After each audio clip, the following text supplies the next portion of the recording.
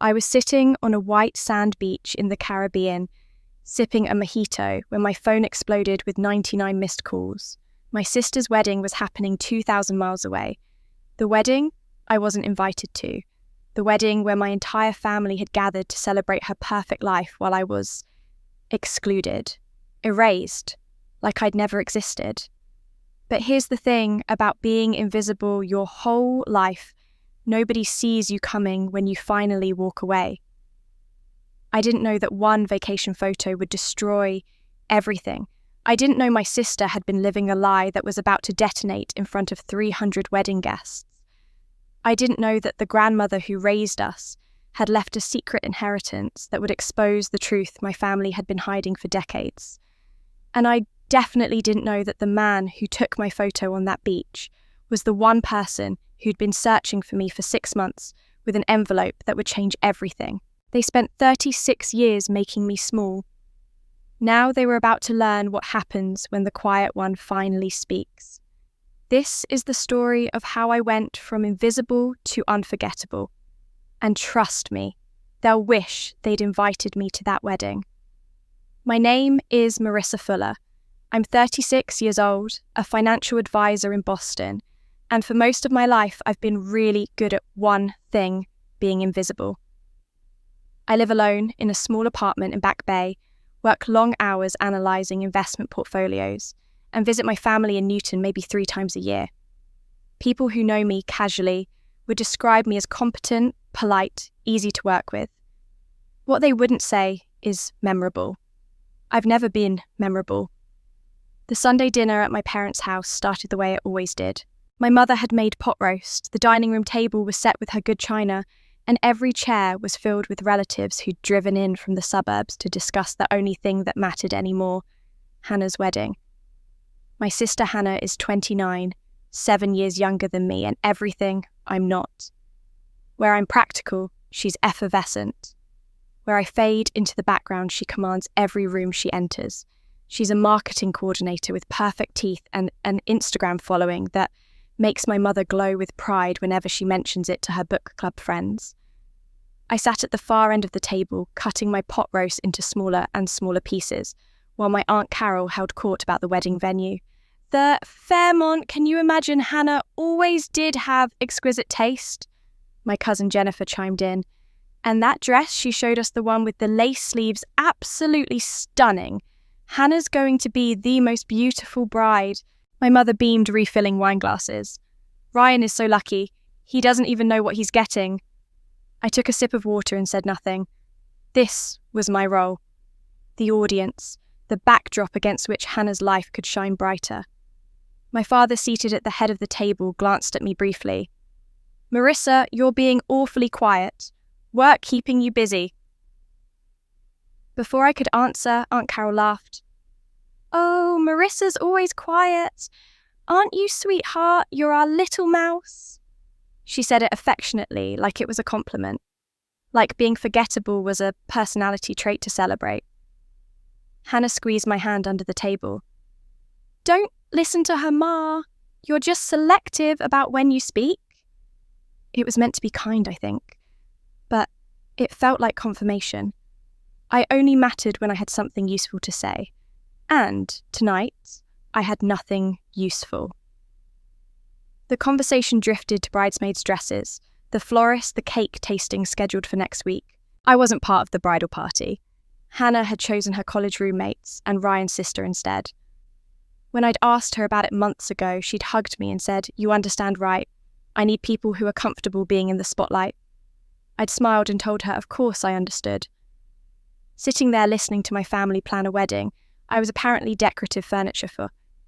I thought about my grandmother's funeral 6 months earlier. She'd been 92, sharp as ever until the very end. The day before she died, I'd sat by her hospital bed, holding her papery hand, and she'd looked at me with those clear grey eyes and said, "You don't need to be loud to be heard, sweetheart. Just wait." I hadn't understood what she meant. Wait for what? Permission? An invitation for someone to finally notice I existed. 3 years ago, I'd sent my father an email with a business plan attached. Fuller Sisters events. a boutique wedding and event planning company that Hannah and I could run together. I'd spent weeks researching building financial projections, designing a logo concept. I thought maybe finally there could be something that was ours, something that connected us. He never responded. When I asked him about it in person, he'd patted my shoulder and said, "Stick to what you're good at, Marissa. Numbers. Leave the creative stuff to people like Hannah." I saved that email in a folder on my old laptop, never looked at it again. As dessert was served and the conversation turned to honeymoon destinations, I excused myself to the bathroom. I stood in front of the mirror looking at my reflection. 36 years old, successful career, good health, financially stable, completely, utterly unseen. I didn't know that dinner would be the last time I stayed silent. The call came on Tuesday evening, 3 days after that dinner. I was reviewing a client's retirement portfolio on my laptop, half listening to a true crime podcast when my mother's name lit up my phone screen. I considered letting it go to voicemail. I had a deadline, and conversations with my mother lately had a way of stretching into hour-long updates about wedding preparations that didn't actually involve me. But I answered. I always answered. That was my role. The responsible one. The one who picked up. "Marissa, honey, do you have a minute?" Her voice had that particular tone, the one she used when she was about to ask me to be understanding about something I wouldn't like. "Sure, Mum. What's up?" There was a pause, the sound of her moving to a quieter room. I heard a door close. "I wanted to talk to you about the wedding, about your role." My role. I didn't have a role. I was a guest, a name on the seating chart, probably tucked at a table with distant cousins I'd met twice.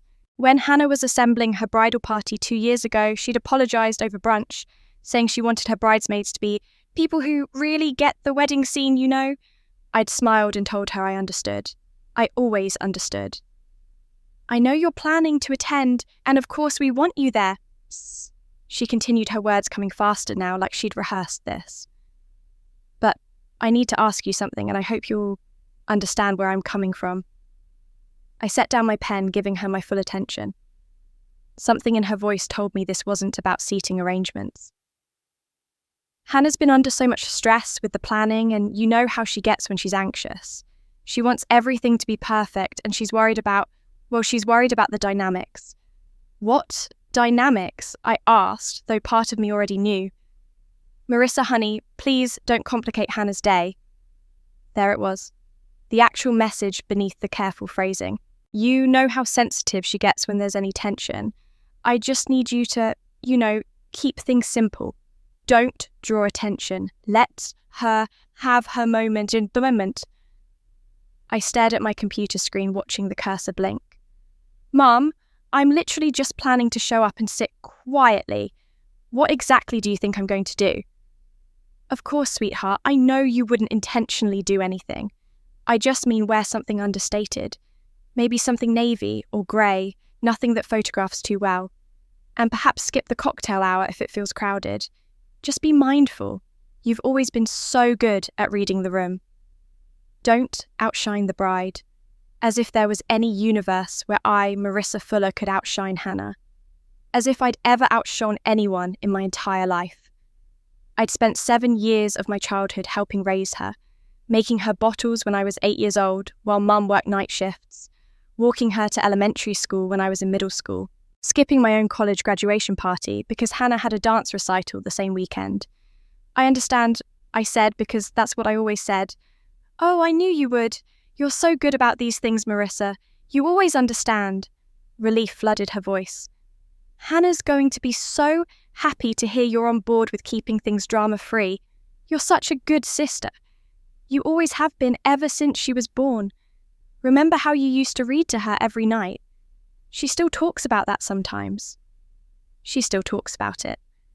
But apparently not enough to want me standing beside her on the most important day of her life. After we hung up, I sat in the silence of my apartment for a long time. The true crime podcast had moved on to another case, something about a woman who disappeared without a trace. I understood the appeal. My phone buzzed with a text. Alice, my best friend. Since college, the one person who'd never treated me like wallpaper or like my only value was taking care of someone else. How'd the family dinner go? Did they remember you exist? Or were you full ghost mode? I smiled, despite myself, and typed back. Ghost mode activated. Now, Mum's calling to make sure I don't complicate Hannah's wedding by existing too loudly. 3 dots appeared immediately. Then, your family treats you like a backup singer. When are you going to walk off stage? I read that message 3 times. Then I saved it, screenshotting it to my photos, though I wasn't sure why. Maybe because someone finally said out loud what I'd been feeling for 36 years. Maybe because Alice saw what everyone else refused to see. I'd been performing the role of supportive older sister for so long that nobody remembered I was supposed to be a person too.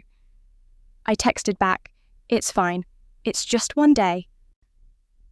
Alice responded with a skeptical emoji and, "Call me if you need to vent." But I didn't call. Instead, I did something I'd been avoiding for weeks. I opened Instagram and searched for Hannah's account. The wedding hashtag was impossible to miss. She'd created a custom one hashtag fuller ever after. There were 847 posts already, photos of her engagement ring from every conceivable angle, shots of her and Ryan looking impossibly photogenic at sunset, candid images from the bridal shower I hadn't been invited to because, as Hannah explained via text, "It's just my closest friends and I didn't want you to feel obligated. I know how busy you are with work." I scrolled through venue photos tagged at the Fairmont dress shopping expeditions, with our mother and Ryan's mum, cake tastings with bridesmaids who'd known Hannah for 5 years, while I'd known her for 29. Every caption mentioned their perfect family and their amazing support system and feeling so blessed. In dozens of photos featuring family members, I appeared in exactly 0. It was like looking at someone else's life. Someone who had a sister, but that sister wasn't me. One post from 2 weeks ago showed Hannah, our mother, and Aunt Carol at a champagne brunch, all holding mimosas and laughing. The caption read, "So blessed to have these incredible women in my corner. Family is everything. Can't wait to celebrate with the people who've always believed in me." 43 comments gushed about how beautiful they looked, how lucky Hannah was, how perfect everything would be. I kept scrolling, looking for any evidence that I existed in this narrative. Maybe a throwaway mention in an old post. A photo from years ago where I appeared in the background. There was one from 3 years ago. A Throwback Thursday post a childhood photo of Hannah at age 6, and me at 13, my arm around her shoulders at the beach. The caption, "My big sis teaching me to swim. Some memories never fade." 62 likes. But nothing recent.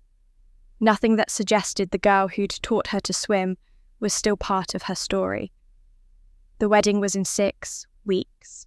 6 weeks of being reminded that in the story Hannah was telling the world, I was a footnote from childhood who hadn't made the final edit. I closed Instagram and returned to my client's portfolio, trying to focus on municipal bonds and dividend yields. My phone sat face down on the desk, silent. I tried to care about capital gains tax strategies, about rebalancing asset allocations, about anything other than the fact that I'd spent 29 years being the sister who showed up, and somehow I'd still ended up invisible. I didn't have time to respond before that text arrived. The text came at 11:47 on a Thursday night. I was already in bed reading a biography about Eleanor Roosevelt that I'd been working through for 3 months when my phone lit up on the nightstand. Hannah's name appeared with a message preview that made my stomach drop before I even opened it. I sat up, pulled my knees to my chest, and read the full message. "Marissa, I think it's best if you don't come to the wedding. I want the atmosphere to be comfortable and drama-free. Hope you understand. Heart emoji." I read it again, then a 3rd time, then a 4th and 5th. Looking for nuance, I might have missed some indication that this was a joke, or that autocorrect had catastrophically failed her. but the words stayed the same. My little sister, the girl I'd rocked to sleep when she had nightmares, the one I'd helped with algebra homework and college application essays, had just uninvited me from her wedding via text message at midnight. My hands shook as I typed back, "What did I do? I don't understand." I watched the 3 dots appear, then disappear. Then appear again, then nothing. The message showed as delivered, then read, but no response came. I called her. It rang 4 times and went to voicemail. Her cheerful, recorded voice. "Hey, this is Hannah. I am probably off living my best life, so leave a message and I'll call you back when I can." Beep. "Hannah, it's me. I just got your text and I'm really confused. Can you please call me back? I just want to understand what's happening." I tried to keep my voice steady, but it cracked on the last word. I waited 5 minutes staring at my phone. Nothing. I called my mother. She answered on the second ring, her voice thick with sleep. "Marissa, what's wrong? It's almost midnight." "Did you know Hannah was going to uninvite me from the wedding?" Silence. Not the silence of surprise, but the silence of someone caught. "Mom, did you know?" She sighed, and in that sigh, I heard everything. "Sweetheart, let's just keep the peace." "Okay, Hannah's under a lot of stress and she feels like having you there might create tension." "What tension? I haven't done anything. I've been nothing but supportive." "I know you have, honey, but you know how Hannah gets in her head about these things. She wants her day to be perfect and she's worried about comparisons and people asking questions about why you're not in the bridal party and all of that. It's easier if you just, sit this one out." Easier. For whom? Not for me. Not for the sister who'd babysat Hannah every weekend of her teenage years, so our parents could have date nights. Not for the sister who'd paid for Hannah's sorority dues when she was short on money junior year. Not for the sister who'd listened to hours of FaceTime calls about Ryan, about wedding planning, about every detail of a day I was now being erased from. "So you're okay with this?" My voice came out smaller than I intended. "Marissa, don't make this harder than it needs to be. It's Hannah's day. Let her have it." She hung up before I could respond. I sat there in the dark, my phone hot in my hand, and did something I almost never did. I called my father. He rarely answered calls after 9 p.m, believed firmly in boundaries between work hours and family time. But I needed to hear him say that this was wrong. That someone in this family would stand up for me. He answered on the 6th ring. "Marissa, it's late." "Dad, Hannah just uninvited me from her wedding." "I know. She talked to your mother and me about it this afternoon." This afternoon. They'd known for hours. They'd sat at dinner probably discussing how to handle their older daughter, the inconvenient one who might cast a shadow on the golden child's perfect day. "And you think this is okay?" "It's your sister's day, Marissa, her choice. Don't make this about you." His tone was the same one he'd used when I was 16 and asked if he could come to my academic awards ceremony. He'd had a golf tournament. "You're smart enough to handle disappointment," he'd said then. Apparently I still was. "I'm not making it about me. I'm asking why I'm being excluded from my own sister's wedding." "You're a grown woman. Act like one. Support your sister's decision and move on. We'll talk about this later." He hung up. I sat in bed alone in my apartment, holding a phone full of rejection. They didn't even fight for me. They'd discussed it like a logistics problem and decided I was the easiest variable to remove. 29 years of raising Hannah, of being the responsible one, of putting my life on hold so she could shine. And this was what I got. A text message at midnight with a heart emoji. My phone rang. "Alice." "Tell me you're not crying over those people," she said without preamble. "How did you know? Okay. Because I know you and I know them." "What happened?" I told her everything. The texts, the calls, the casual way my parents had agreed that I was the problem that needed solving. Alice was quiet for a long moment. Then, "Pack a bag." "What?" "Pack a bag. Right now. If they don't want you there, go somewhere they'll wish they were." Go somewhere that makes you happy. Go somewhere that reminds you that you exist outside of being their convenient caretaker.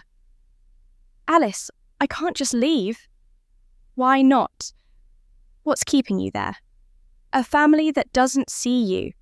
A wedding you're not invited to. Marissa, when are you going to choose yourself?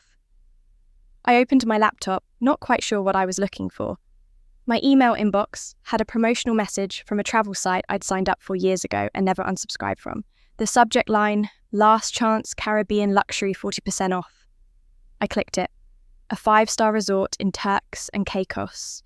White sand beaches, turquoise water, spa treatments and scuba diving and swim-up bars. Departures available in 3 weeks. The same week as Hannah's wedding. Alice, I said slowly, what if I actually did it? Did what? Left. Went somewhere. Missed the wedding I'm not invited to anyway. Then I'd say it's about damn time. My cursor hovered over the booking button. $3,000 for a week. More than I'd ever spent on a vacation. More than I'd ever spent on myself, period. I clicked. Confirmation page, resort name, date, 1 guest, payment processing, booking confirmed. I booked the flight without telling anyone. I didn't know that decision would change everything. The 2 weeks between booking the trip and actually leaving were the strangest of my life. I woke up each morning expecting to feel guilty to reach for my phone and cancel everything to text Hannah and apologise for whatever imaginary crime I'd committed. But I didn't. Instead, I went through my days in a kind of quiet defiance that felt both thrilling and terrifying. I worked remotely, taking client calls from my apartment, reviewing portfolios, sending emails about tax loss harvesting strategies, and rebalancing recommendations. My colleagues had no idea anything was different. To them, I was the same Marissa I'd always been: competent, reliable, easy to work with. But inside, something had shifted. Every time I closed my laptop, I'd pull up the resort website and look at photos of white sand beaches and turquoise water. I'd read reviews from guests who described the place as transformative, peaceful, exactly what they needed. I wondered if it could do the same for me. The family group chat continued without me. I'd muted it after Hannah's text, but sometimes late at night I'd scroll through the messages I'd missed. Mum posting photos of centerpiece options. Aunt Carol sharing a link to a makeup artist's Instagram. Hannah sending updates about the rehearsal dinner menu, the processional song, the signature cocktail they'd created called Forever Fuller. 73 messages over 2 weeks, and not one person asked where I was or why I'd gone silent. It was like I'd been quietly written out of the script and nobody noticed the missing character. Alice came over on a Saturday afternoon with shopping bags and a determined expression. "We're getting you resort clothes," she announced, dropping the bags on my couch. "And before you say you don't need new things, yes, you do. You're going to look so good they'll regret everything." We spent 3 hours trying on sundresses and swimsuits, linen pants and sandals that actually fit properly. Alice made me buy a white eyelet dress that I initially rejected as too attention-getting, too pretty, too much. "That's exactly why you need it," she said, adding it to the pile. "You've spent your entire life trying not to be noticed. Time to change that." As we were packing up the shopping bags, I noticed my closet door was slightly open. Inside, pushed to the back behind winter coats, was my old laptop, the one I'd used in graduate school and my first years of working. I hadn't turned it on in over 3 years. "What's that?" Alice asked, following my gaze. "Just an old computer. I should probably recycle it." But after Alice left, I pulled it out. The battery was dead, so I plugged it in and waited for it to power up. The startup screen glowed in the dimness of my apartment. I navigated to my documents folder, and there it was, Fuller Sisters Events Business Plan Final Draft. My cursor hovered over the file. I could open it. I could read through the proposal. I'd spent weeks crafting the vision I'd had of building something with Hannah. The naive hope that maybe we could be partners, instead of her being the star and me being the stagehand. I could remind myself now of exactly how much it hurt when Dad never even acknowledged I'd sent it. I closed the laptop without opening the file. Some rejections didn't need to be revisited. The pain was clear enough in my memory. 3 days before my flight, the wedding RSVP deadline passed. I knew because Hannah posted an Instagram story that evening, a photo of her and Ryan reviewing seating charts with champagne glasses in hand. The text overlay read, "Final head count done. Can't wait to celebrate with everyone who truly matters. 6 days until forever." I screenshotted it before the story disappeared, though I wasn't sure why. Evidence, maybe. Proof that I hadn't imagined being erased. The family group chat erupted with excitement. Heart emojis and congratulations, and so close now. Nobody mentioned that one invitation had been revoked. Nobody asked if I was okay with being the only Fuller not attending. The message was clear. My presence or absence was irrelevant to their celebration. I spent the next 2 days organising my apartment with unusual care, as if I were leaving for months instead of a week. I watered my plants, took out the trash, left detailed instructions for my neighbour who'd agreed to collect my mail. I set up automatic replies on my work email. Out of office with limited access. Will respond when I return. I didn't say where I was going. I didn't owe anyone that information. The morning of my departure, I packed my new sundresses and the white eyelet dress Alice had insisted on. I packed sunscreen and a book I'd been meaning to read, and a journal with blank pages. I packed the version of myself that didn't answer to anyone's expectations. Before I left for the airport, I called my mother. It went to voicemail, which was somehow fitting. "Mom, it's Marissa. I'm taking a vacation this week. I'll have limited cell service. Enjoy the wedding." My voice was steady. I didn't apologise. I didn't explain. I simply stated a fact and hung up. At the airport, I checked my bag and went through security. My phone buzzed with a text from my mother. "What do you mean you're taking a vacation? Where are you going? We need to talk about this." Then another, "Marissa, please, call me back. This is not the time to be difficult." I read both messages. Then I powered off my phone completely and dropped it to the bottom of my carry-on bag. The boarding announcement came over the loudspeaker. I walked down the jetway, found my seat by the window, and buckled myself in. As the plane taxied to the runway, I looked out at Boston disappearing beneath me. Somewhere down there, my family was finalising preparations for a wedding I wasn't invited to.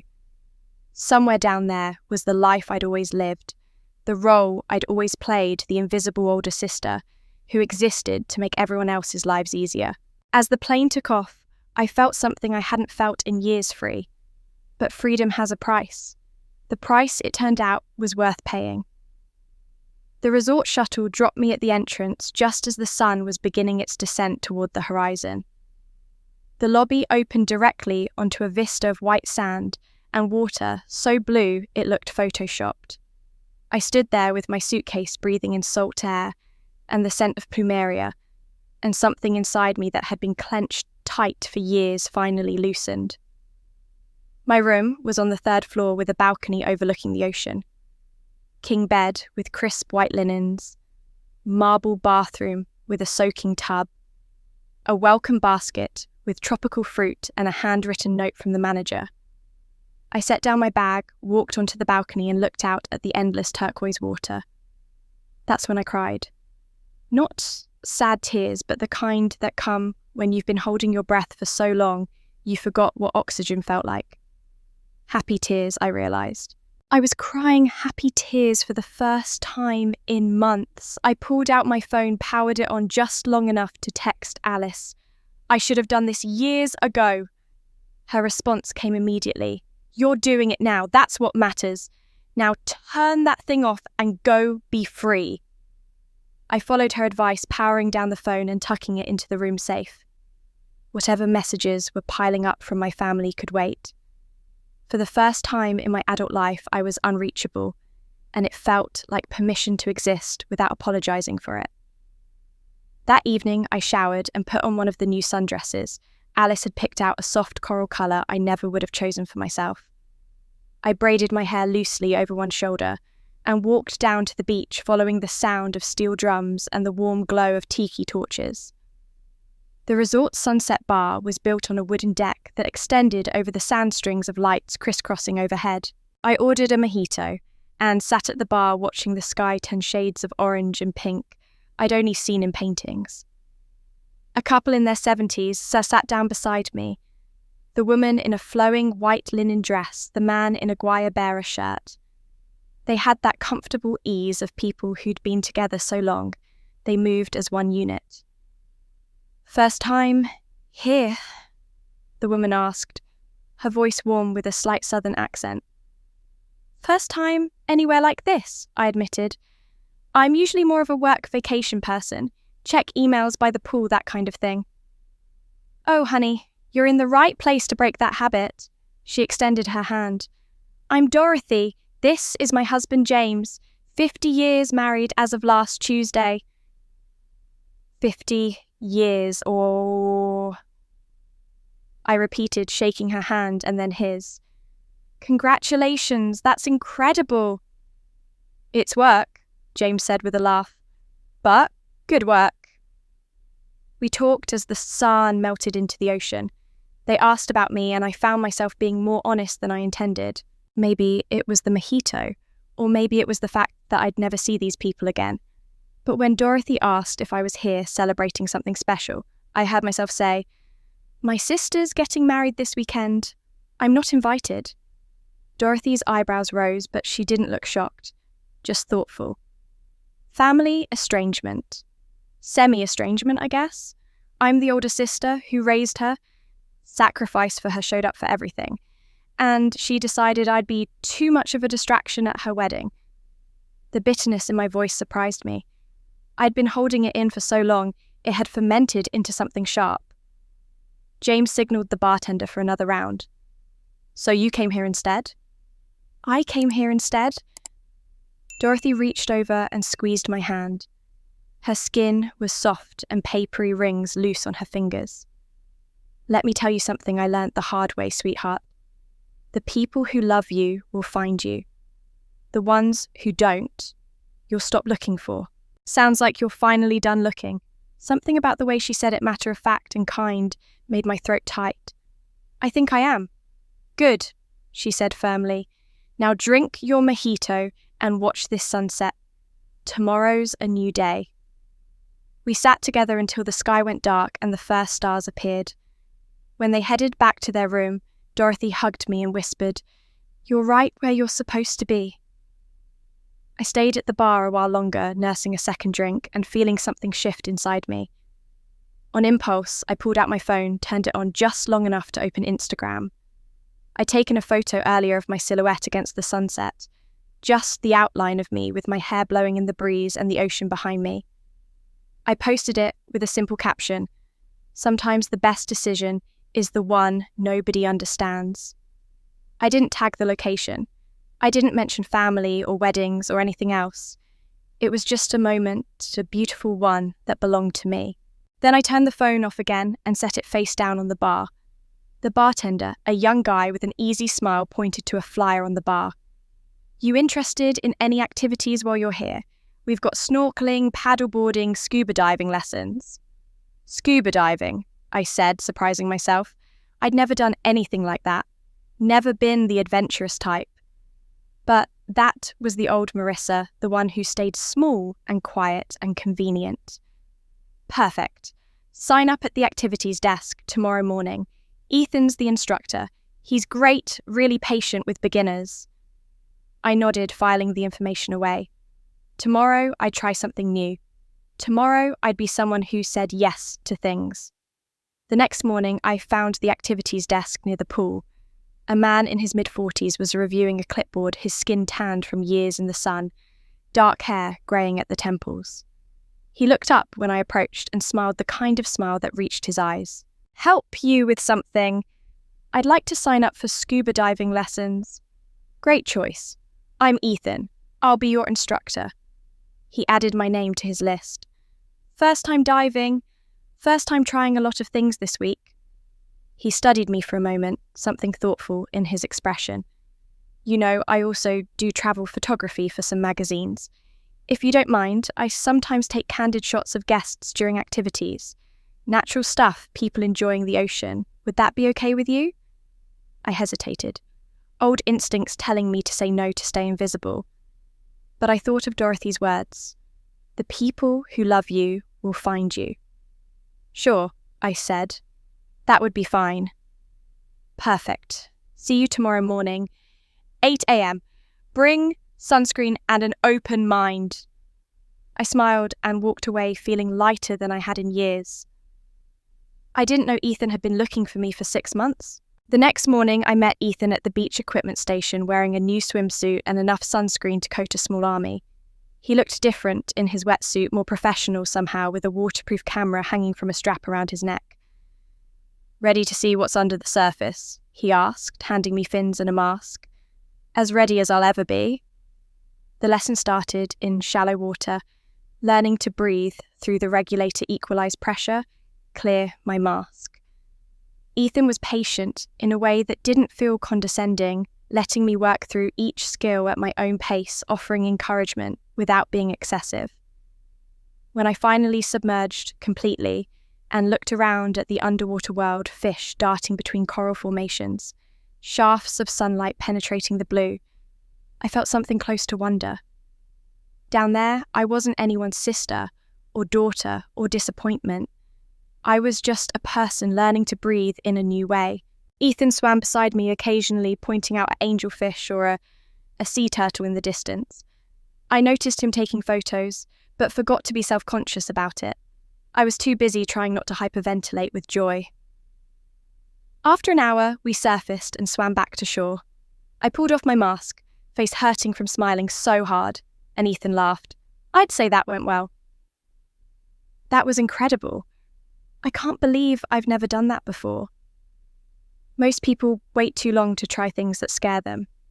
He gestured toward the beach bar. Coconut water. On me. It's tradition after someone's first successful dive. We sat at a shaded table still in our wetsuits, salt water drying on our skin.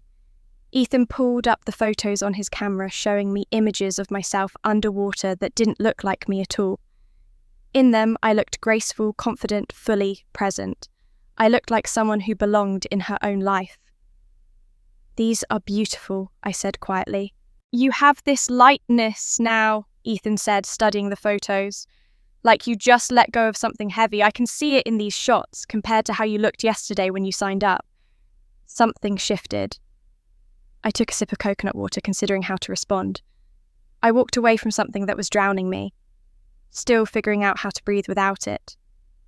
He nodded slowly, like he understood more than I'd said.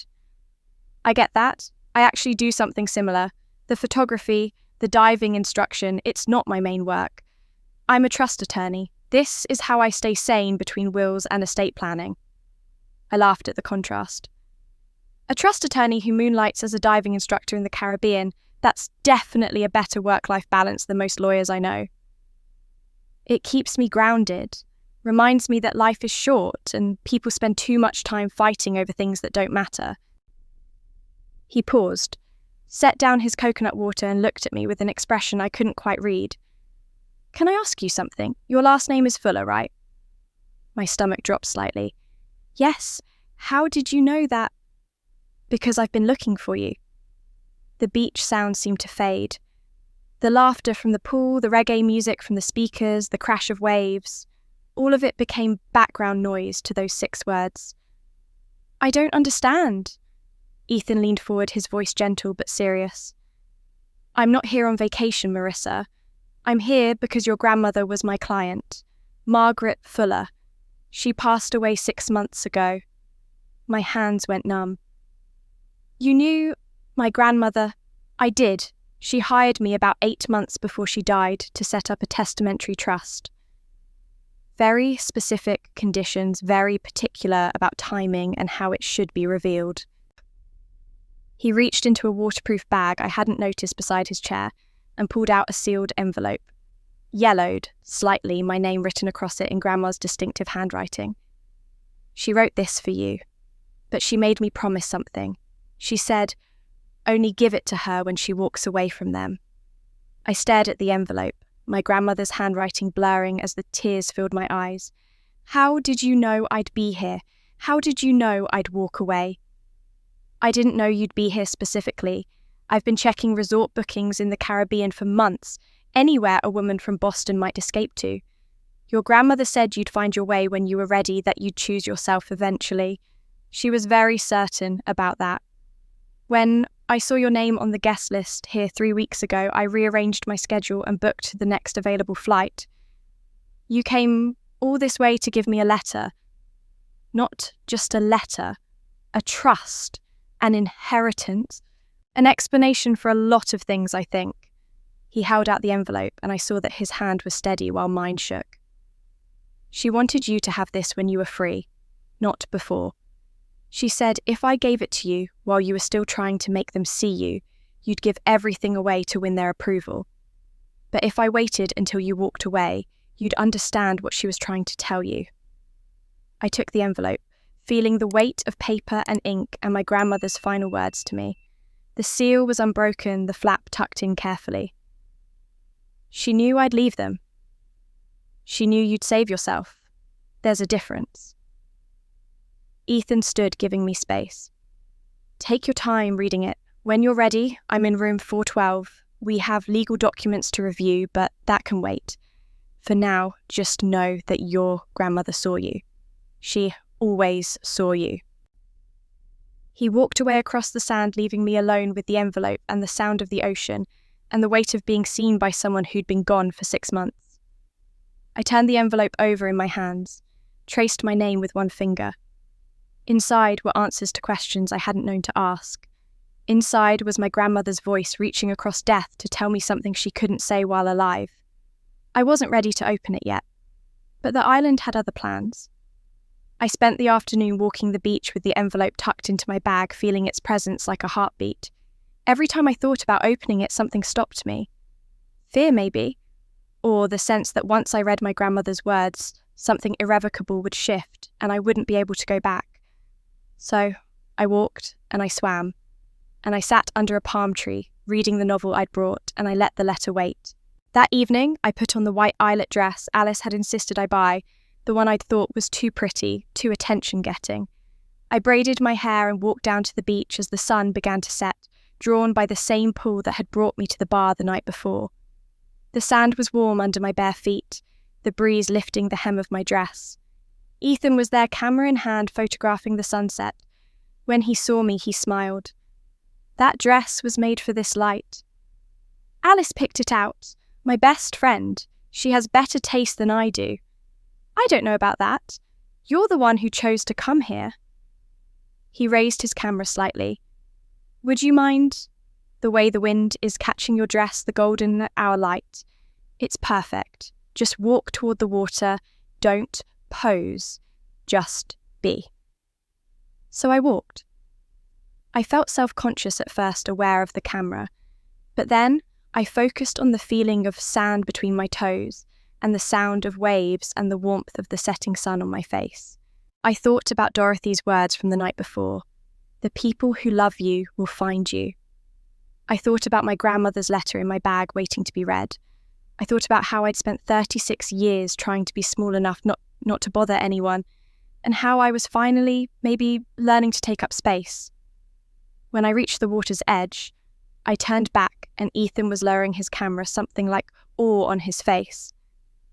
Can I show you something? He asked. I walked back to him and he turned the camera screen toward me. The photo showed a woman I barely recognized.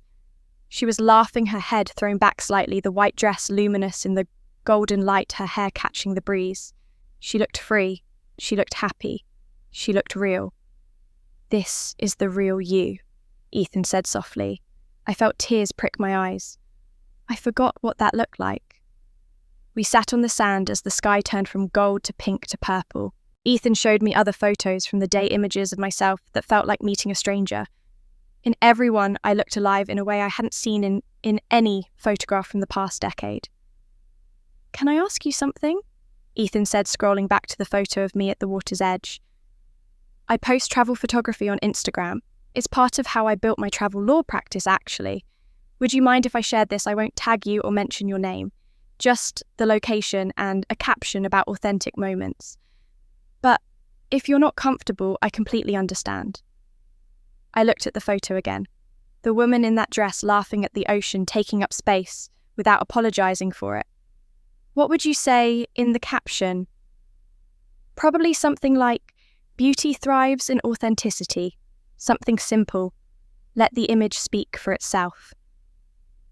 I thought about Hannah's Instagram, curated and perfect and full of hashtags and ring photos and carefully staged moments that looked spontaneous but weren't.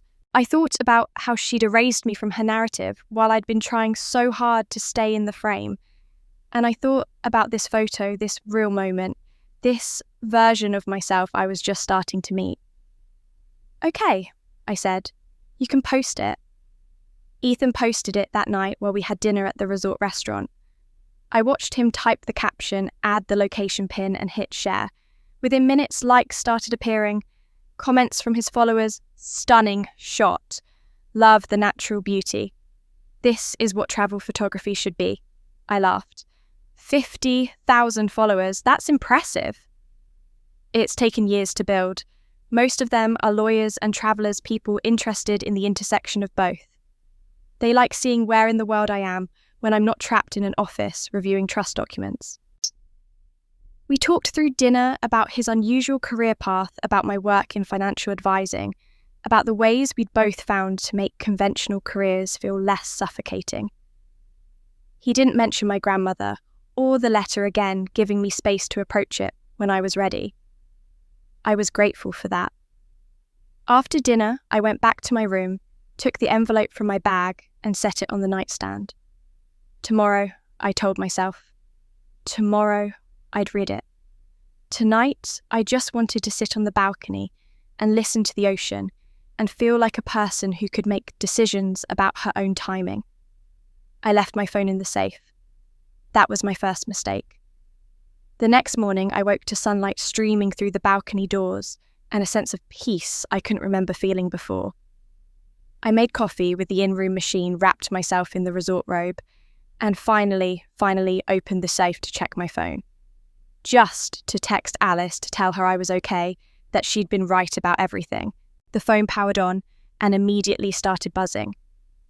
Notification after notification. A flood of them, the screen lighting up over and over until I thought something must be broken. 47 notifications. Instagram mostly, but also texts and missed calls. I opened Instagram first confused and saw that Ethan's post had exploded overnight.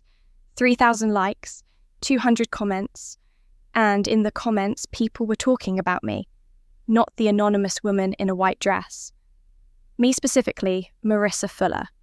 Someone had reverse image searched the photo, found my Instagram profile through facial recognition or digital sleuthing or whatever dark magic the internet used these days. And from my profile they'd found Hannah. And from Hannah they'd found the wedding hashtag.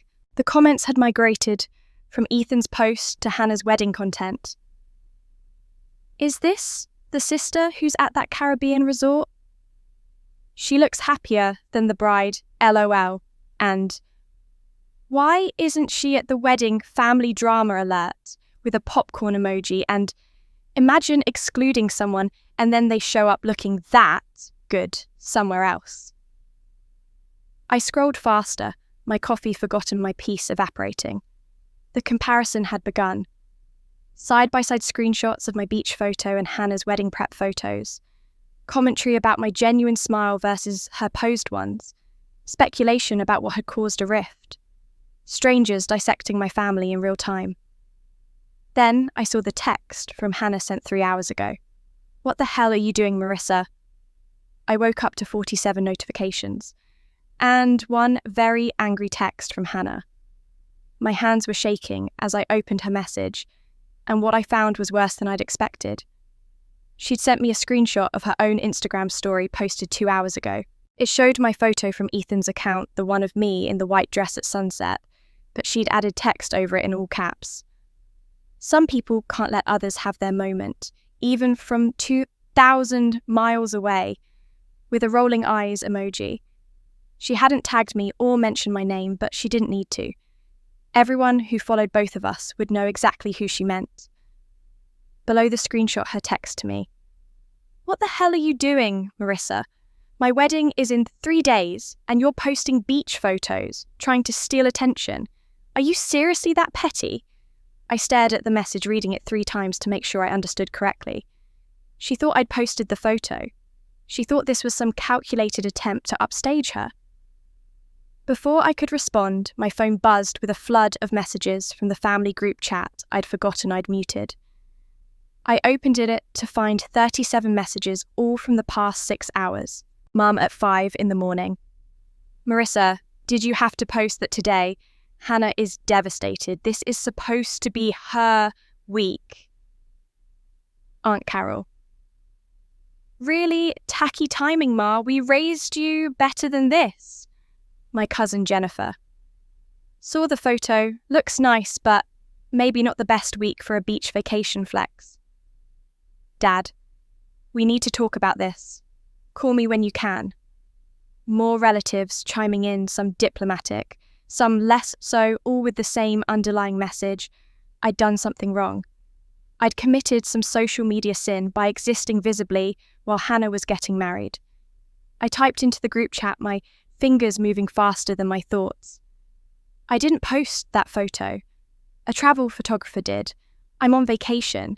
I'm not even at the wedding because I wasn't invited. Remember, how is this my fault? The 3 dots appeared immediately. Mum typing. Then, "You knew it would get back to Hannah. You could have asked him not to post it. This week of all weeks, Marissa. I'm 2,000 miles away doing nothing to interfere with her wedding. I posted one sunset photo on my own Instagram days ago with no location, no tags, nothing about family. Someone else posted a different photo. I can't control the internet." Cousin Jennifer. "But you could have been more sensitive to timing." I wanted to throw my phone off the balcony. Instead, I opened Hannah's text thread and typed, "I didn't post that photo. A photographer I met here posted it on his travel account. I had no idea it would spread. I'm sorry people are making comparisons, but I'm literally just existing on vacation. The vacation I'm on because you uninvited me to your wedding." I hit send before I could second guess myself. The response came in seconds. "You agreed to let him post it. You knew what you were doing. Everyone's talking about you instead of my wedding. Congratulations, you finally got attention." I set the phone down, walked to the balcony, and gripped the railing hard enough that my knuckles went white. The ocean was still beautiful. The sky was still blue. But the peace I'd felt 20 minutes ago had evaporated completely. My phone buzzed again, and again. I picked it up to silence it and saw that the notifications weren't just from family anymore. I opened Instagram and immediately wished I hadn't. Someone had screenshot Hannah's story and posted it to a Facebook group called Wedding Drama Unleashed with the caption, "Brian publicly shames sister for posting vacation photos during wedding week." But plot twist, the sister wasn't even invited to the wedding. Thoughts. The post had 400 comments in 2 hours. I scrolled through them, unable to look away. The sister looks genuinely happy. The bride looks like she's performing happiness. There's a difference. Imagine being so insecure you can't handle your sister existing in a different time zone. Team sister, if you don't want someone at your wedding, you don't get to police their social media. But others defended Hannah. It's her wedding week. Sister could have waited literally 1 week to post vacation content. This is passive-aggressive behaviour. The sister knew what she was doing. The debate had taken on a life of its own. Screenshots were being shared across multiple wedding shaming groups, Reddit, Threads, Twitter. Strangers were picking apart our family dynamics, choosing sides, creating narratives about people they'd never met. And somehow, impossibly, both Hannah and I were trending in wedding community circles. We'd become a case study in family dysfunction, a cautionary tale entertainment for thousands of people, eating breakfast and scrolling their phones. I closed Instagram and opened my texts again. There, among the family chaos and the mounting notifications, was a message I'd almost missed. From Ryan Hannah's fiancé sent an hour ago. Hey, can we talk, not about the photo, about something else? Yes. It's important. I stared at the message. Ryan and I had barely exchanged 50 words in the 2 years he'd been with Hannah. We weren't close. We didn't text. The fact that he was reaching out to me now during wedding week, while his fiancée was publicly blasting me online, made no sense. I should have responded immediately. Should have called him back, asked what was so important. It couldn't wait. But I was exhausted and overwhelmed, and still standing on my balcony in a bathrobe, while strangers on the internet debated whether I was a victim or a villain. So I set my phone to Do Not Disturb, turned it face down on the table, and went to take a shower. I'd deal with Ryan later. I'd deal with all of it later. I didn't know that while I was standing under the water trying to wash off the stress of the morning, Ryan was doing research. I didn't know that he'd stumbled across something in Hannah's laptop, something that had been bothering him for weeks. I didn't know that he was 3 hours away from discovering the truth about Hannah's business, about the stolen dreams she'd built her entire startup on. I should have answered Ryan right away, because he'd just found something that would destroy the wedding. When I finally emerged from the shower 40 minutes later, wrapped in the resort robe with my hair dripping down my back, I found my phone screen lit up with 5 more texts from Ryan. The Do Not Disturb had blocked the notifications, but the messages were there waiting, increasingly urgent. Marissa, please call me when you can. I know you're probably overwhelmed right now, but this is separate from the photo thing. I need to ask you something about Hannah's business.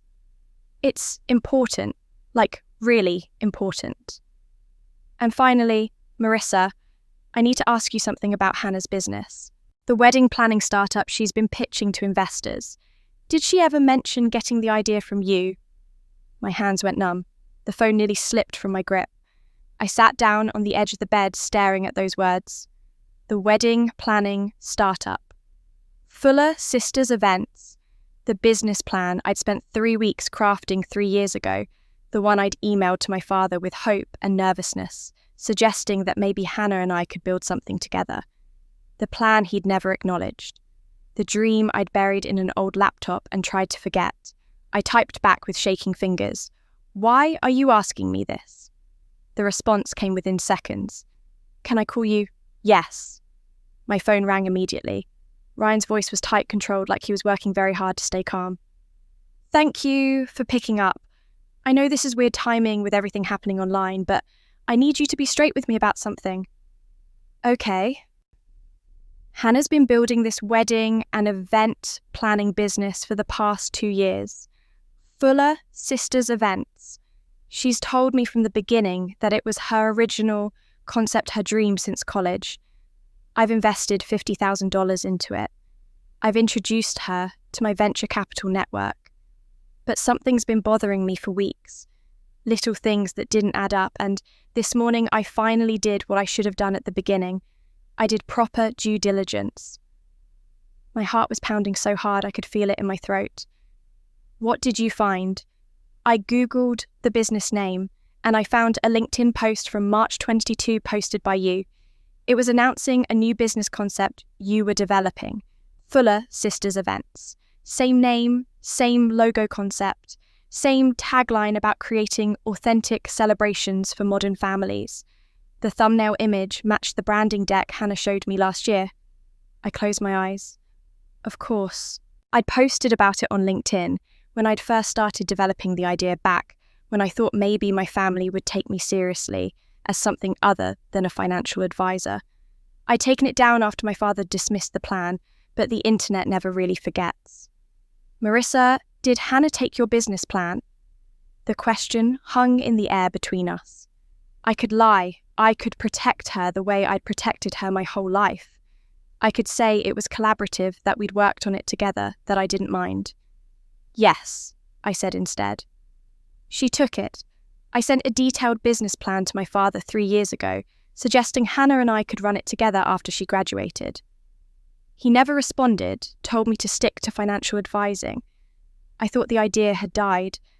I didn't know Hannah had access to my old laptop or that she'd even seen the file. Ryan was quiet for a long moment. I could hear him breathing, could almost hear him processing, recalculating everything he thought he knew. Do you still have the original plan with timestamps, metadata, anything that proves you created it? I have the laptop. I haven't turned it on in years, but it's in my closet back in Boston. The file should still be there. What about the email to your father? That too. It's in my sent folder from March 2022. He never replied. Jesus, Ryan's voice cracked slightly. She told me it was her idea. She's been pitching it to investors as her original concept. I vouched for her. I put my reputation on the line. I stood up, started pacing the small room. Ryan, I didn't know she'd taken it. I swear, I haven't thought about that plan in years. When she started posting about her startup, I just assumed she'd come up with something similar independently. I never looked closely enough to realize it was mine. Everything is identical. The service tiers, the pricing strategy, the marketing language. She didn't just take inspiration, Marissa.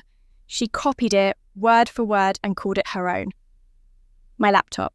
I'd brought my work laptop to the resort, but left the old one at home. But I had other proof. Wait, give me a minute. I put Ryan on speaker and opened my email app, searching through folders I hadn't looked at in years. There it was, March 15th, 2022. Email to Dad with the subject line, business proposal, Fuller Sisters Events. Attachment business plan final PDF. I took a screenshot. Then I scrolled further back, found text message threads with Alice from that same period. Me. Working on a business plan to pitch to Dad. Think he'll actually read it this time. Alice. If he doesn't, his loss. This idea is solid. Me. Maybe Hannah and I could finally have something that's ours together. I screenshot those too. I'm sending you proof now, I said, attaching the images and hitting send. Original email to my father, timestamped March 2022. Text messages with my best friend discussing the concept before I pitched it. When I get home, I can send you the original file with full metadata showing I created it. My phone was silent while Ryan looked at what I'd sent.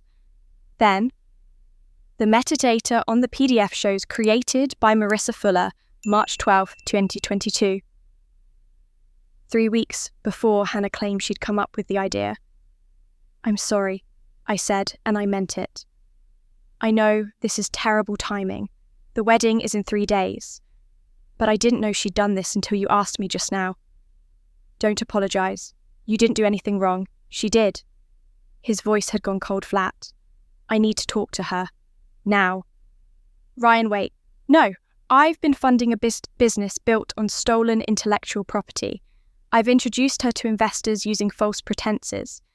If this gets out, I'm professionally liable. And more than that, she lied to me. For 2 years. About something she knew mattered to me. I heard him moving, heard a door close, heard the change in acoustics that meant he'd stepped outside. Thank you for being honest with me, he said. I'm sorry your family treated you the way they did. I'm sorry I didn't see it sooner. And I'm sorry for what's about to happen. What's about to happen? But he'd already hung up.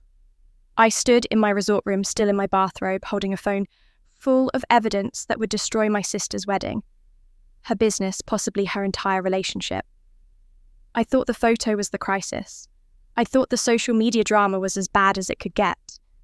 I didn't mean to blow up her wedding. But the truth had been waiting 3 years to come out.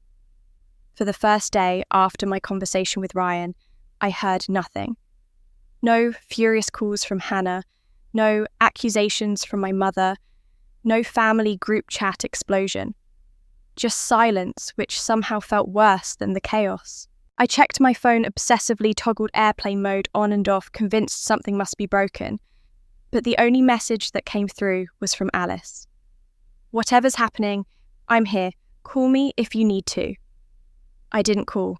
I couldn't articulate what I was feeling. Guilt mixed with a vindication, mixed with a creeping dread that I just detonated something I couldn't put back together. On the second day, I got a text from Ryan.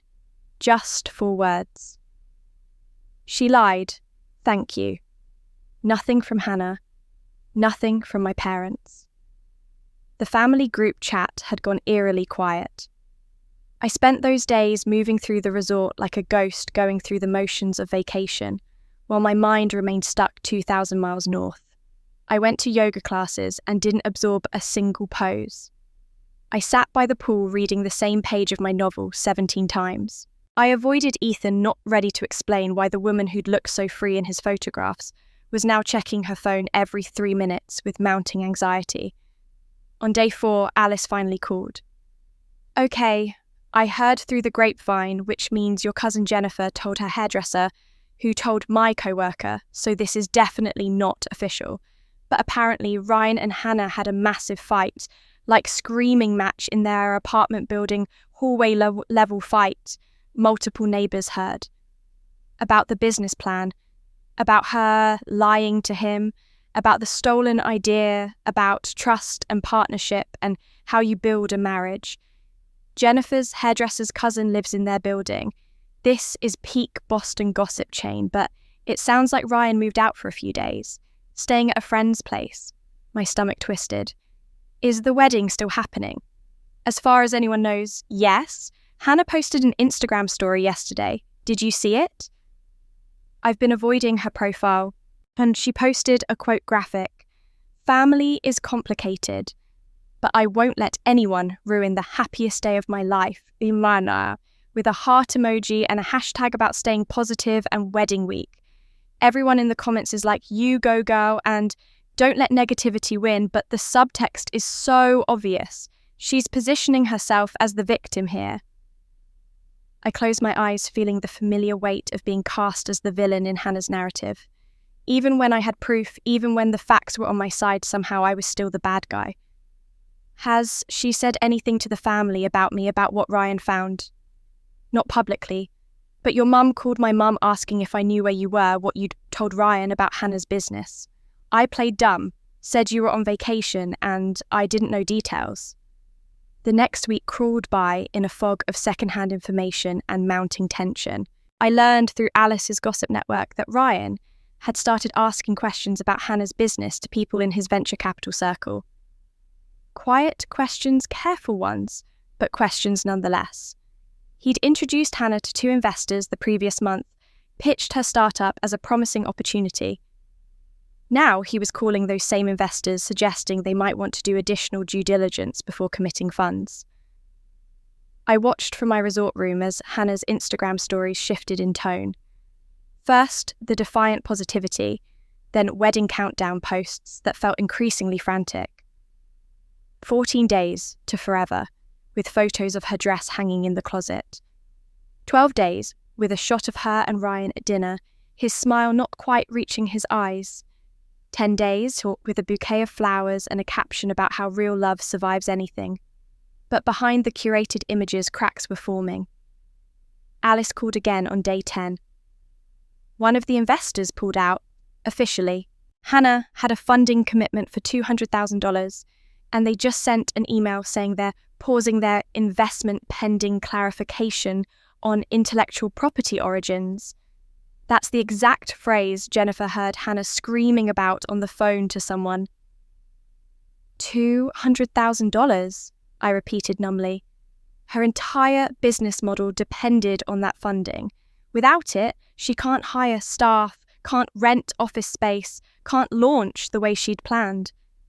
And the other investor Ryan introduced her to is apparently asking for documentation about when she developed the business concept, who worked on it, all the questions she can't answer honestly.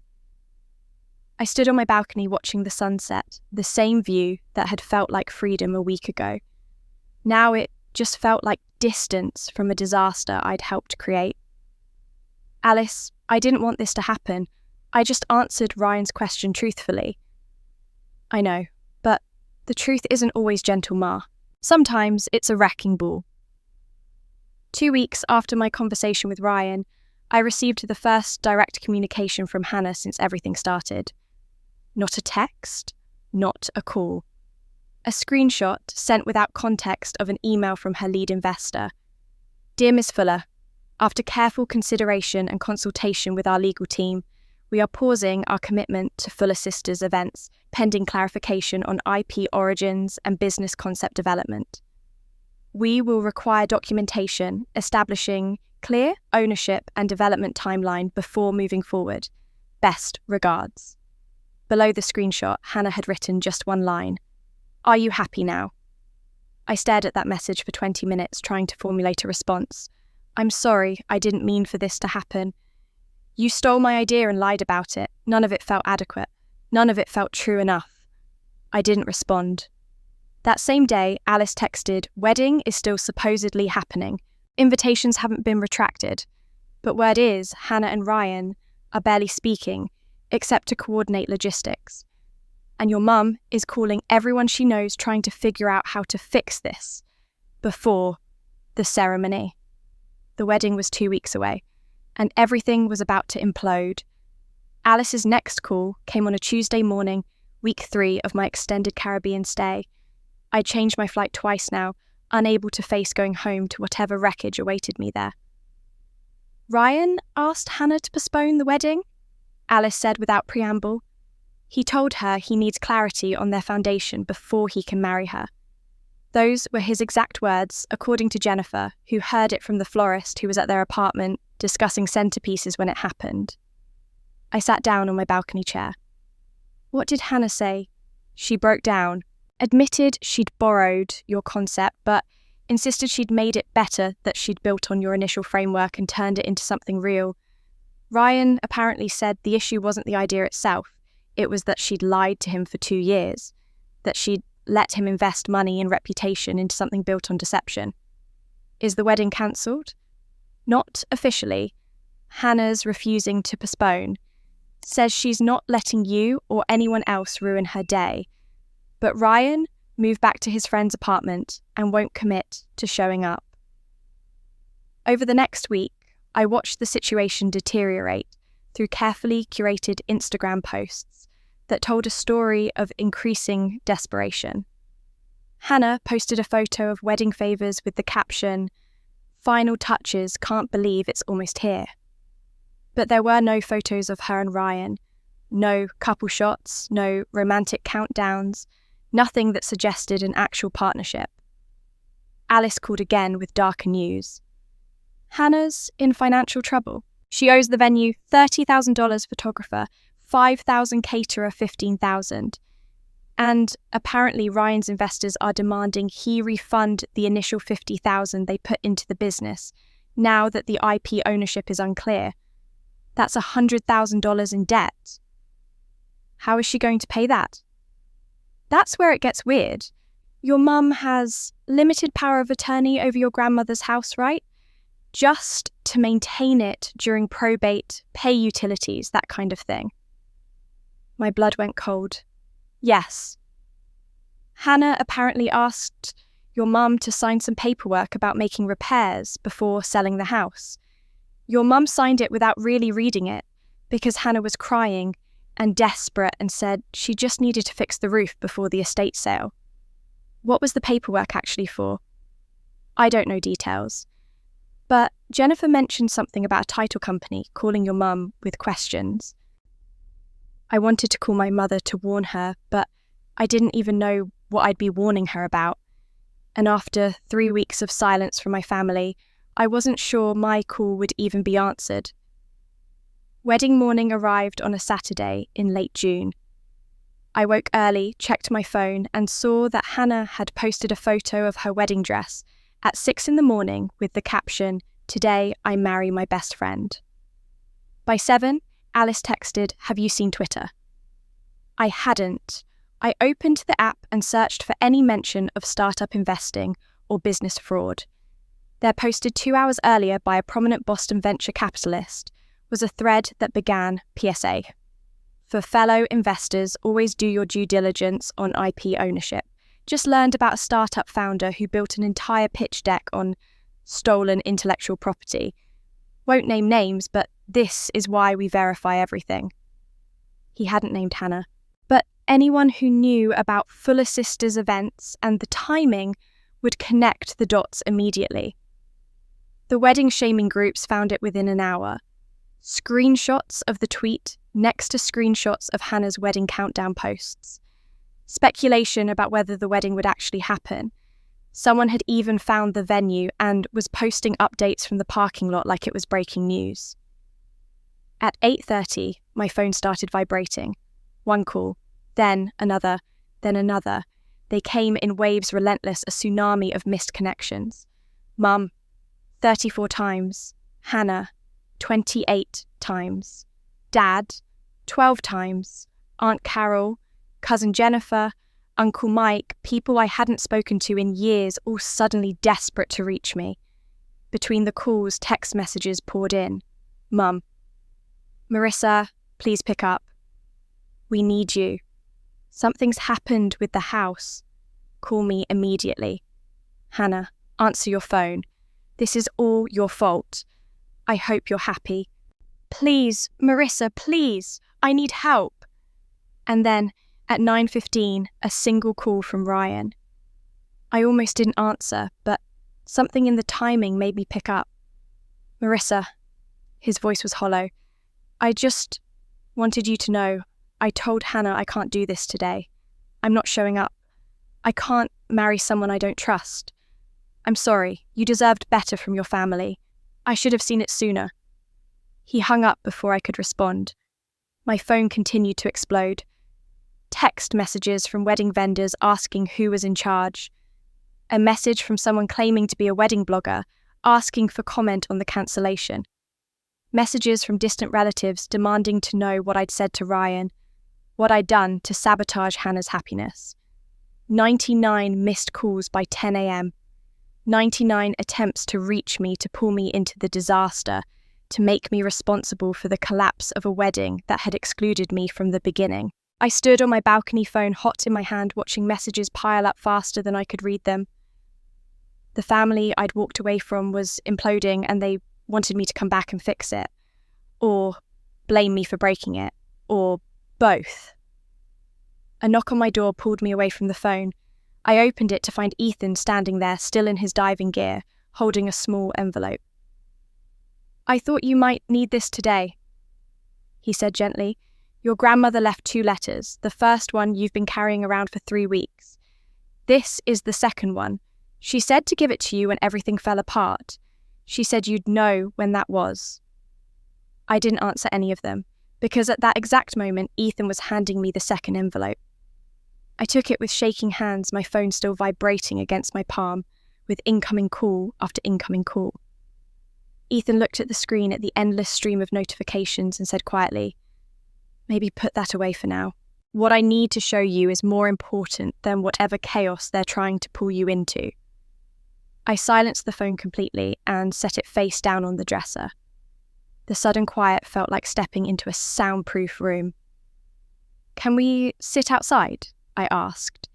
I need air. We moved to the balcony, the late morning sun warm on my skin, the ocean stretching endlessly blue before us. Ethan sat across from me, the second envelope resting on the small table between us, and pulled a leather portfolio from his bag. Your grandmother's trust is ready to be revealed, he said. Are you ready to know what she left you? I nodded, not trusting my voice. He opened the portfolio and pulled out legal documents neatly organised with coloured tabs. Margaret Fuller established a testamentary trust 8 months before she died. Very specific instructions, very deliberate choices. I'm going to walk you through it. He turned the first page toward me. First, the Cape Cod property at 47 Seashell Lane. Current market value approximately $2.3 million. It goes to you, Marissa. 100% ownership. No conditions, no strings. It's yours outright. I stared at the address at the house where I'd spent childhood summers learning to swim, collecting shells, sitting on the porch with Grandma while she taught me to shell peas, the house where I'd felt seen even when my own parents looked through me. Second, Ethan continued, turning to another tab section. a cash trust of $500,000 to be split between both granddaughters. However, Hannah's portion, $250,000, is held in conditional trust. She can only access it after demonstrating financial responsibility for 24 consecutive months. That means steady employment, no bankruptcy filings, no fraud charges, and completion of financial counselling. Until those conditions are met, her portion remains in trust, earning interest. She knew, I whispered. She knew Hannah would need guardrails. Your grandmother was very clear about her reasoning. She said Hannah needed to learn the value of what she had before she could be trusted with more. She said you already knew that lesson. He pulled out 2 sealed envelopes, both in the same age paper as the one I'd been carrying. She wrote a letter for each of you. This one is yours. I took it, my name written across the front in Grandma's distinctive slanted script. My hands trembled as I broke the seal and unfolded the single page inside. My darling Marissa, it began, and I heard her voice as clearly as if she was sitting beside me. You were always enough. I watched them overlook you for 35 years, watched you make yourself small so Hannah could shine, watched you give and give until there was nothing left of you but service to others. I stayed quiet because you needed to find your own voice, not borrow mine. If I'd intervened, you would have thought you needed rescuing. But you didn't need rescuing. You needed permission to save yourself. This house is yours. Fill it with laughter, not silence. Build a life there that belongs only to you, not to their expectations or their needs. And when Hannah is ready, when she's learned what you already know about strength and sacrifice, help her. Not by giving her everything, but by showing her how to stand on her own. Love doesn't keep score, but it also doesn't stay silent. I'm sorry I waited so long to speak, but I'm not sorry I waited for you to walk away. You're stronger than all of them, sweetheart. You always were. All my love, Grandma. I read it 3 times, tears streaming down my face, dripping onto the paper and smudging the ink. Ethan sat quietly, giving me space to feel everything. She knew I'd leave them, I finally said. She knew you'd choose yourself eventually. She was very certain about that. He leaned forward, his expression serious. Your grandmother made me trustee with one very specific instruction. She said, wait until Marissa walks away from them. Don't contact her while she's still trying to make them see her. She'll give everything away to win their approval. But when she walks away, when she chooses herself, that's when she's ready. When I booked the flight, I said, understanding clicking into place. That's when you knew. I've had a Google alert on your name for 6 months. When I saw you'd made a reservation at this resort the same week as your sister's wedding, I knew. Your grandmother said you'd find your way when you were ready. She said I'd know the moment when I saw it. He smiled slightly. She was right about everything else. I trusted she was right about that too. I looked out at the ocean, at the endless blue that had given me space to breathe, to think, to remember who I was before I learnt to disappear. She planned all of this. The trust, the conditions, the timing. She orchestrated it from beyond the grave. She loved you both. But she loved you enough to let you be strong. That's what she told me. I loved Hannah by protecting her. I'm going to love Marissa by trusting her. Inside my room, my phone vibrated again. Another call, another message, another desperate attempt to pull me back into their chaos. But out here with my grandmother's letter in my hands, and the truth finally clear, I felt something I hadn't felt in 36 years. I felt free, and I felt loved. Not despite being invisible, but because someone had seen me all along. I finally understood why Grandma said, just wait.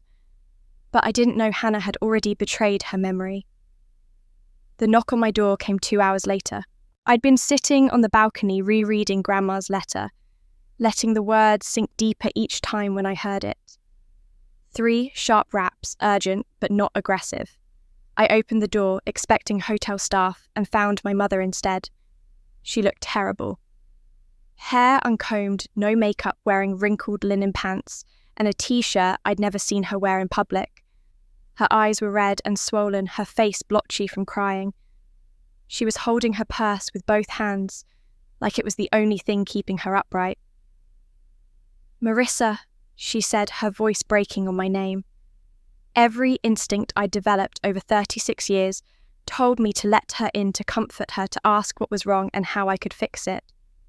But a newer instinct, one that had been growing over the past 3 weeks, kept me in the doorway. "Did Hannah send you?" I asked, my voice flat. She shook her head. "I sent myself, because I owe you the truth. Can I please come in?" I stepped aside. She walked past me into the room, took in the ocean view, the unmade bed. The first letter from Grandma still sitting on the nightstand where I'd left it weeks ago. She turned to face me, and I saw something in her expression I'd never seen before. Not just sadness, shame. "How did you find me?" I asked. "Alice, I called her yesterday, begged her to tell me where you were. She said you'd been here for 3 weeks. 3 weeks, Marissa. You've been gone for 3 weeks and I didn't even know where you were." Her voice cracked. What kind of mother doesn't know where her daughter is? The kind who told me not to complicate Hannah's wedding. The words came out harder than I intended, but I didn't soften them. Mum flinched like I'd slapped her. She moved to the balcony, gripped the railing, stared out at the ocean. "I need to tell you something about why I treated you the way I did, and I need you to just listen, and then you can hate me if you want. I'll deserve it." I sat down in the balcony chair waiting. "You were so much like your father." She began, her back still to me. "Brilliant, self-sufficient, never needed anyone to tell you that you were smart or capable. You just knew.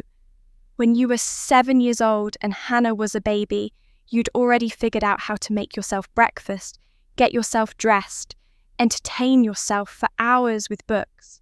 You didn't need me." "I was 7, Mum. I needed you." "I know. But I told myself you didn't because it was easier than admitting I didn't know how to reach you. Your father and we fought constantly back then. He was always working, I was drowning with a newborn and a 7-year-old, and you were this little person who seemed so complete already, like you'd been born knowing how to be okay without me." She turned to face me, tears streaming down her face.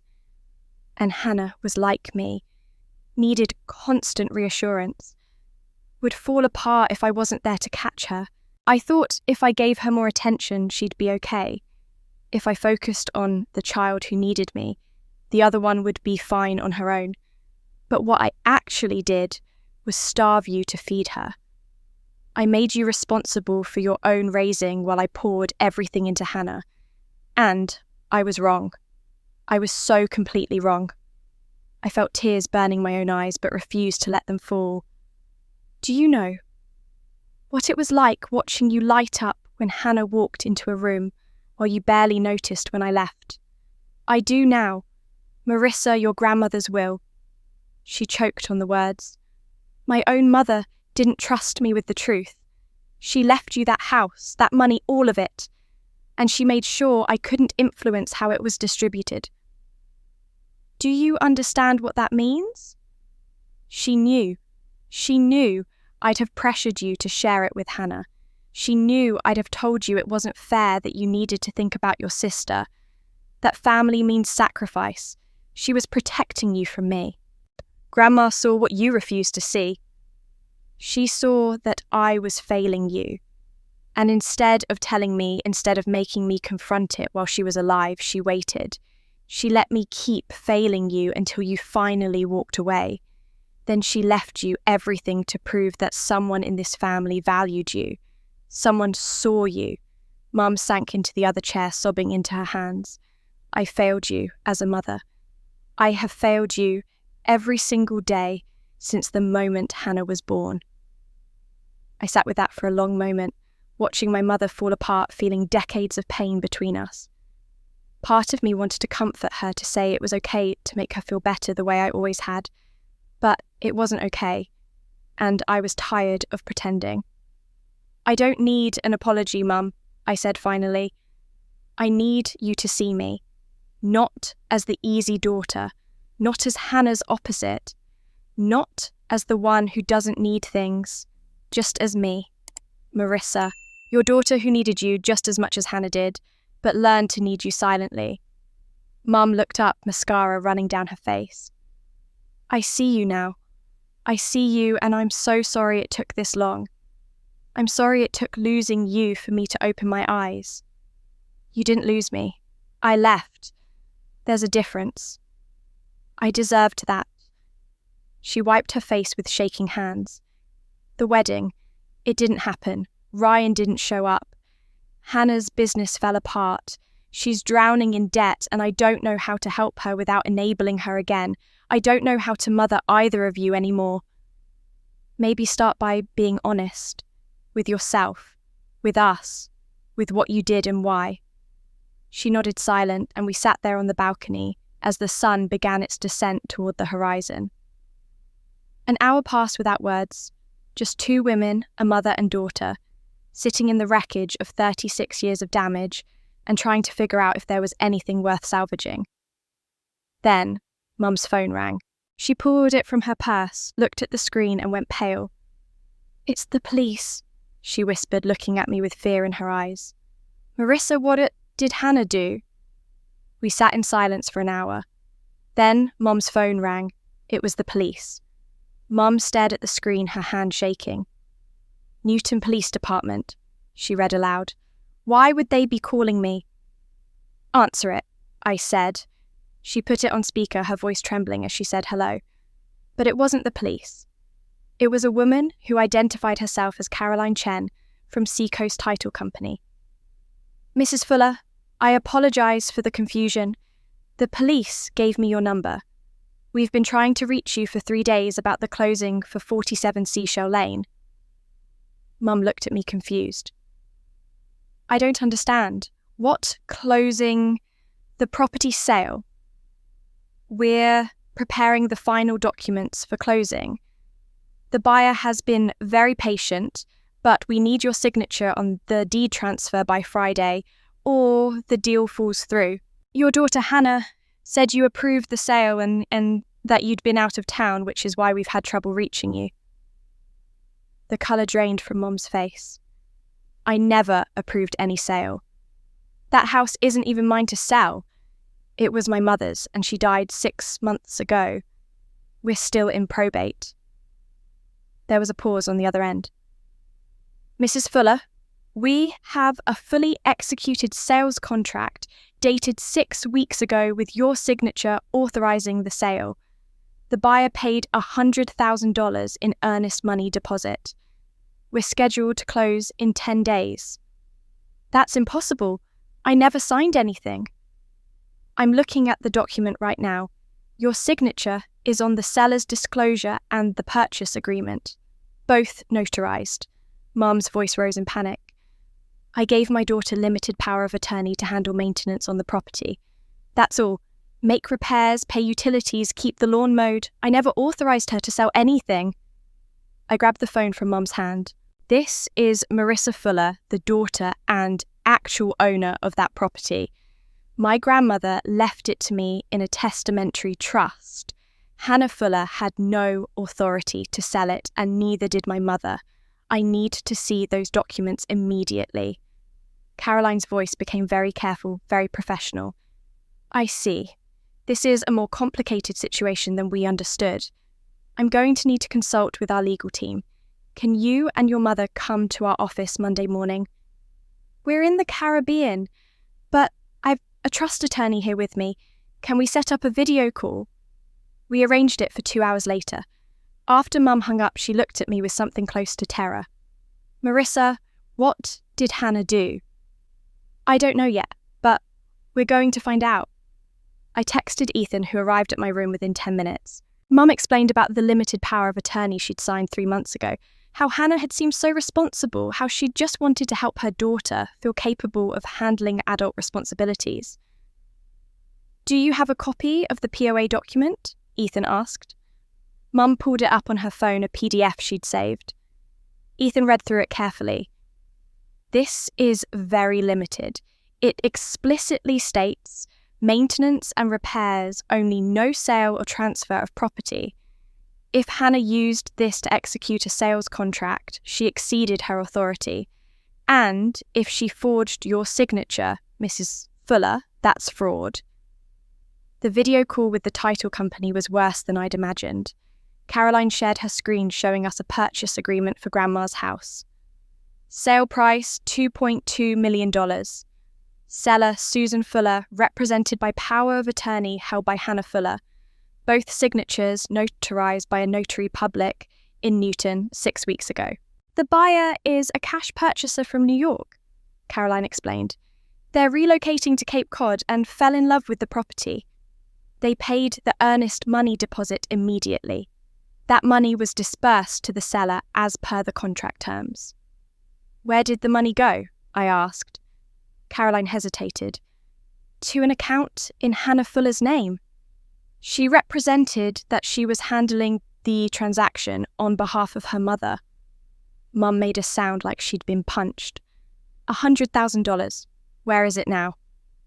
According to our records, the funds were withdrawn within 48 hours. Multiple large transactions. We don't have visibility into where the money went after that. Ethan leaned forward. Miss Chen, I'm the trustee for Margaret Fuller's estate. That property was left solely to Marissa Fuller in a testamentary trust. Hannah Fuller had no authority to sell it. The power of attorney Mrs. Susan Fuller signed was limited to maintenance only and did not include sale authorization. This is real estate fraud. I see. Caroline's face had gone very serious. Then we have a significant problem. The buyer has already arranged financing, scheduled movers, given notice on their apartment in New York. If this sale doesn't close, they're going to sue for damages. They should sue Hannah, Ethan said. She's the one who committed fraud. Mom started crying. She used the money to pay for the wedding, the venue, the photographer, the caterer, and Ryan's investors who wanted their money back. She was desperate. She was drowning in debt, and I signed that paper without reading it carefully enough. This is my fault. Mrs. Fuller, Ethan said gently, did you sign the sales contract? No, I swear to you I never signed any sales contract. Then Hannah forged your signature. That's a felony. Forgery and real estate fraud. The buyer could press charges. The title company will almost certainly report this, and the district attorney might prosecute even if the buyer doesn't press charges. Mum looked at me, her eyes desperate. Marissa, please, isn't there another way? She's your sister. She made a mistake, a terrible mistake, but does she have to go to prison? I thought about Hannah at 7 years old holding my hand at the beach. Hannah at 14 calling me crying after a bad breakup.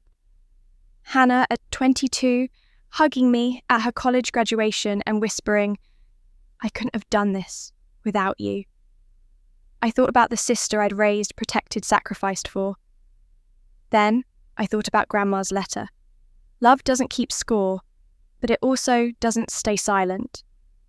Ethan, I said, what happens if we don't report it?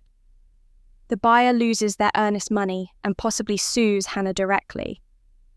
Your mother could be implicated as an accessory if she knew about the fraud and didn't report it.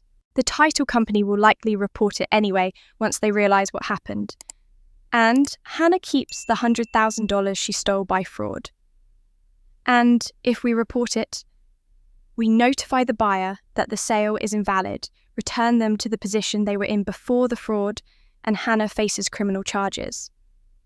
Forgery and fraud at this level with this amount of money is a felony in Massachusetts. She could be looking at significant prison time.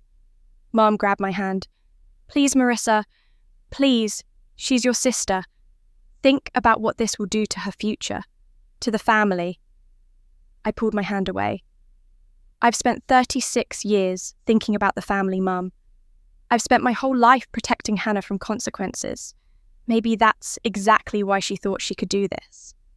So you're going to send her to prison? I'm going to tell the truth. What happens after that isn't up to me. I looked at Ethan. Report it. All of it. To the buyer, to the title company, to whoever needs to know. My grandmother left me that house for a reason. I'm not going to let Hannah steal it. I had a choice: protect my sister from prison or protect my grandmother's final gift. I chose the truth. The flight back to Boston 4 weeks after I'd left felt like travelling to a different planet. Mum sat beside me in silence, staring out the window, occasionally wiping tears from her face. Ethan had flown back 2 days earlier to coordinate with the title company and the buyer's attorney. I'd spent my last night in the Caribbean reading Grandma's letter one more time, memorising every word, using it as armour for what I was about to face. Alice was waiting at baggage claim, holding a coffee and wearing an expression that was half proud, half worried. She hugged me hard enough to crack ribs. "Welcome back, warrior," she whispered in my ear. "You ready for this?" "No, but I'm doing it anyway." In her car, she gave me the update I'd been dreading. Hannah's business is completely dead. The investors pulled out the wedding vendor contracts, all got cancelled with penalties, and Ryan's not speaking to her. The fraud investigation went public yesterday when the buyer's attorney filed a police report. It made the local news because of the dollar amount and because, well, it's a pretty dramatic story. Failed wedding, stolen business plan, real estate fraud. The internet is having a field day. How bad? The wedding shaming groups are treating it like the Super Bowl of family drama. But here's the thing, a lot of people are on your side. They're saying Hannah got what she deserved, that you were the scapegoat who finally fought back. You're either the villain who destroyed your sister or the hero who escaped a toxic family. There's no middle ground in the court of public opinion. And the family, in meltdown, your dad's barely speaking. Your mum's been crying nonstop, I assume, since she's been with you. Hannah's holed up in her apartment. Aunt Carol is telling everyone you're vindictive. Cousin Jennifer is apparently Team Marissa now, says she always knew Hannah was spoiled. It's a mess. The family meeting was scheduled for that afternoon at my parents' house. Alice dropped me off at my apartment first, so I could shower and change. Standing in my own space after 4 weeks away felt surreal. Everything was exactly as I'd left it, but I wasn't the same person who'd packed that suitcase and walked away. I put on black pants and a cream silk blouse, professional armour for what was essentially a legal proceeding disguised as a family gathering. When I arrived at my parents' house at 2 p.m, there were 4 cars in the driveway. Dad's sedan, Mum's SUV, a car I didn't recognise that must belong to the title company's attorney, and Hannah's small blue coupe. I sat in my car for a full minute, gathering courage before walking to the door. Mum answered before I could knock her eyes red and swollen. "They're in the dining room," she said quietly. The dining room where we'd had that dinner 5 weeks ago, where I'd sat invisible while everyone discussed Hannah's perfect wedding. Now the table was covered with legal documents instead of wedding planning magazines. Dad sat at the head of the table, looking older than I'd ever seen him. Ethan was there, professional and calm. A woman in a grey suit introduced herself as Patricia Morrison from the title company. And at the far end of the table, Hannah. She looked destroyed. Hair unwashed and pulled back in a messy bun, no makeup, wearing sweatpants and a t-shirt I recognised from college. Dark circles under her eyes, skin pale and blotchy. When I walked in, she looked up and our eyes met. "I'm so sorry," she whispered. I took the empty seat across from her next to Ethan. Patricia cleared her throat and began explaining the legal situation in careful, measured terms. The buyer was threatening to sue for fraud, emotional distress, and breach of contract. The police had filed a report for forgery and real estate fraud. The district attorney's office was reviewing the case for potential criminal charges. Because the amount exceeded $50,000, it was classified as a Class E felony in Massachusetts, carrying a potential sentence of up to 5 years in state prison. Hannah stared at her hands while Patricia spoke, tears dripping onto the table. The buyer is willing to settle the civil case if they receive full restitution of the earnest money deposit, plus damages for breach of contract estimated at an additional $50,000. Patricia continued. That's a total of $150,000. However, that would only resolve the civil matter. The criminal charges are separate and not within our control. Where would she get that kind of money? Dad asked, his voice rough. That's the question, Patricia said. If Miss Hannah Fuller cannot make restitution, the buyer will pursue a judgment that could result in wage garnishment, asset seizure, and bankruptcy. And the criminal charges would proceed regardless. I'd been silent through all of this, watching Hannah shrink smaller and smaller in her chair. Finally, I spoke. I want to ask Hannah a question. Directly. Everyone turned to look at me. Hannah's eyes were wide, terrified. Why did you do it? I asked. Not just the fraud, all of it. The business plan you stole, the wedding I was excluded from, the house you tried to sell. Why? Hannah's face crumpled. When she spoke, her voice was so broken I barely recognized it, because I thought if I could just have one thing that was mine, something I built, something that proved I was more than just pretty or popular or whatever people said about me, then maybe I'd finally feel like I was enough. But I couldn't build anything on my own. I've never built anything on my own. So I took your business plan and told myself I made it better. I took Ryan's money and told myself I deserved it. I tried to take Grandma's house and told myself Mom would have wanted me to have it anyway. She looked up at me, mascara running down her face. You were always enough, Marissa, just by existing. You didn't need anyone's approval or attention or validation. You were smart and capable and whole all by yourself. And I hated you for it because I knew I'd never be that. I'd always be the girl who needed everyone watching, everyone praising, everyone telling her she mattered. And when you left, when you just walked away from all of us, I realized you were the strong one.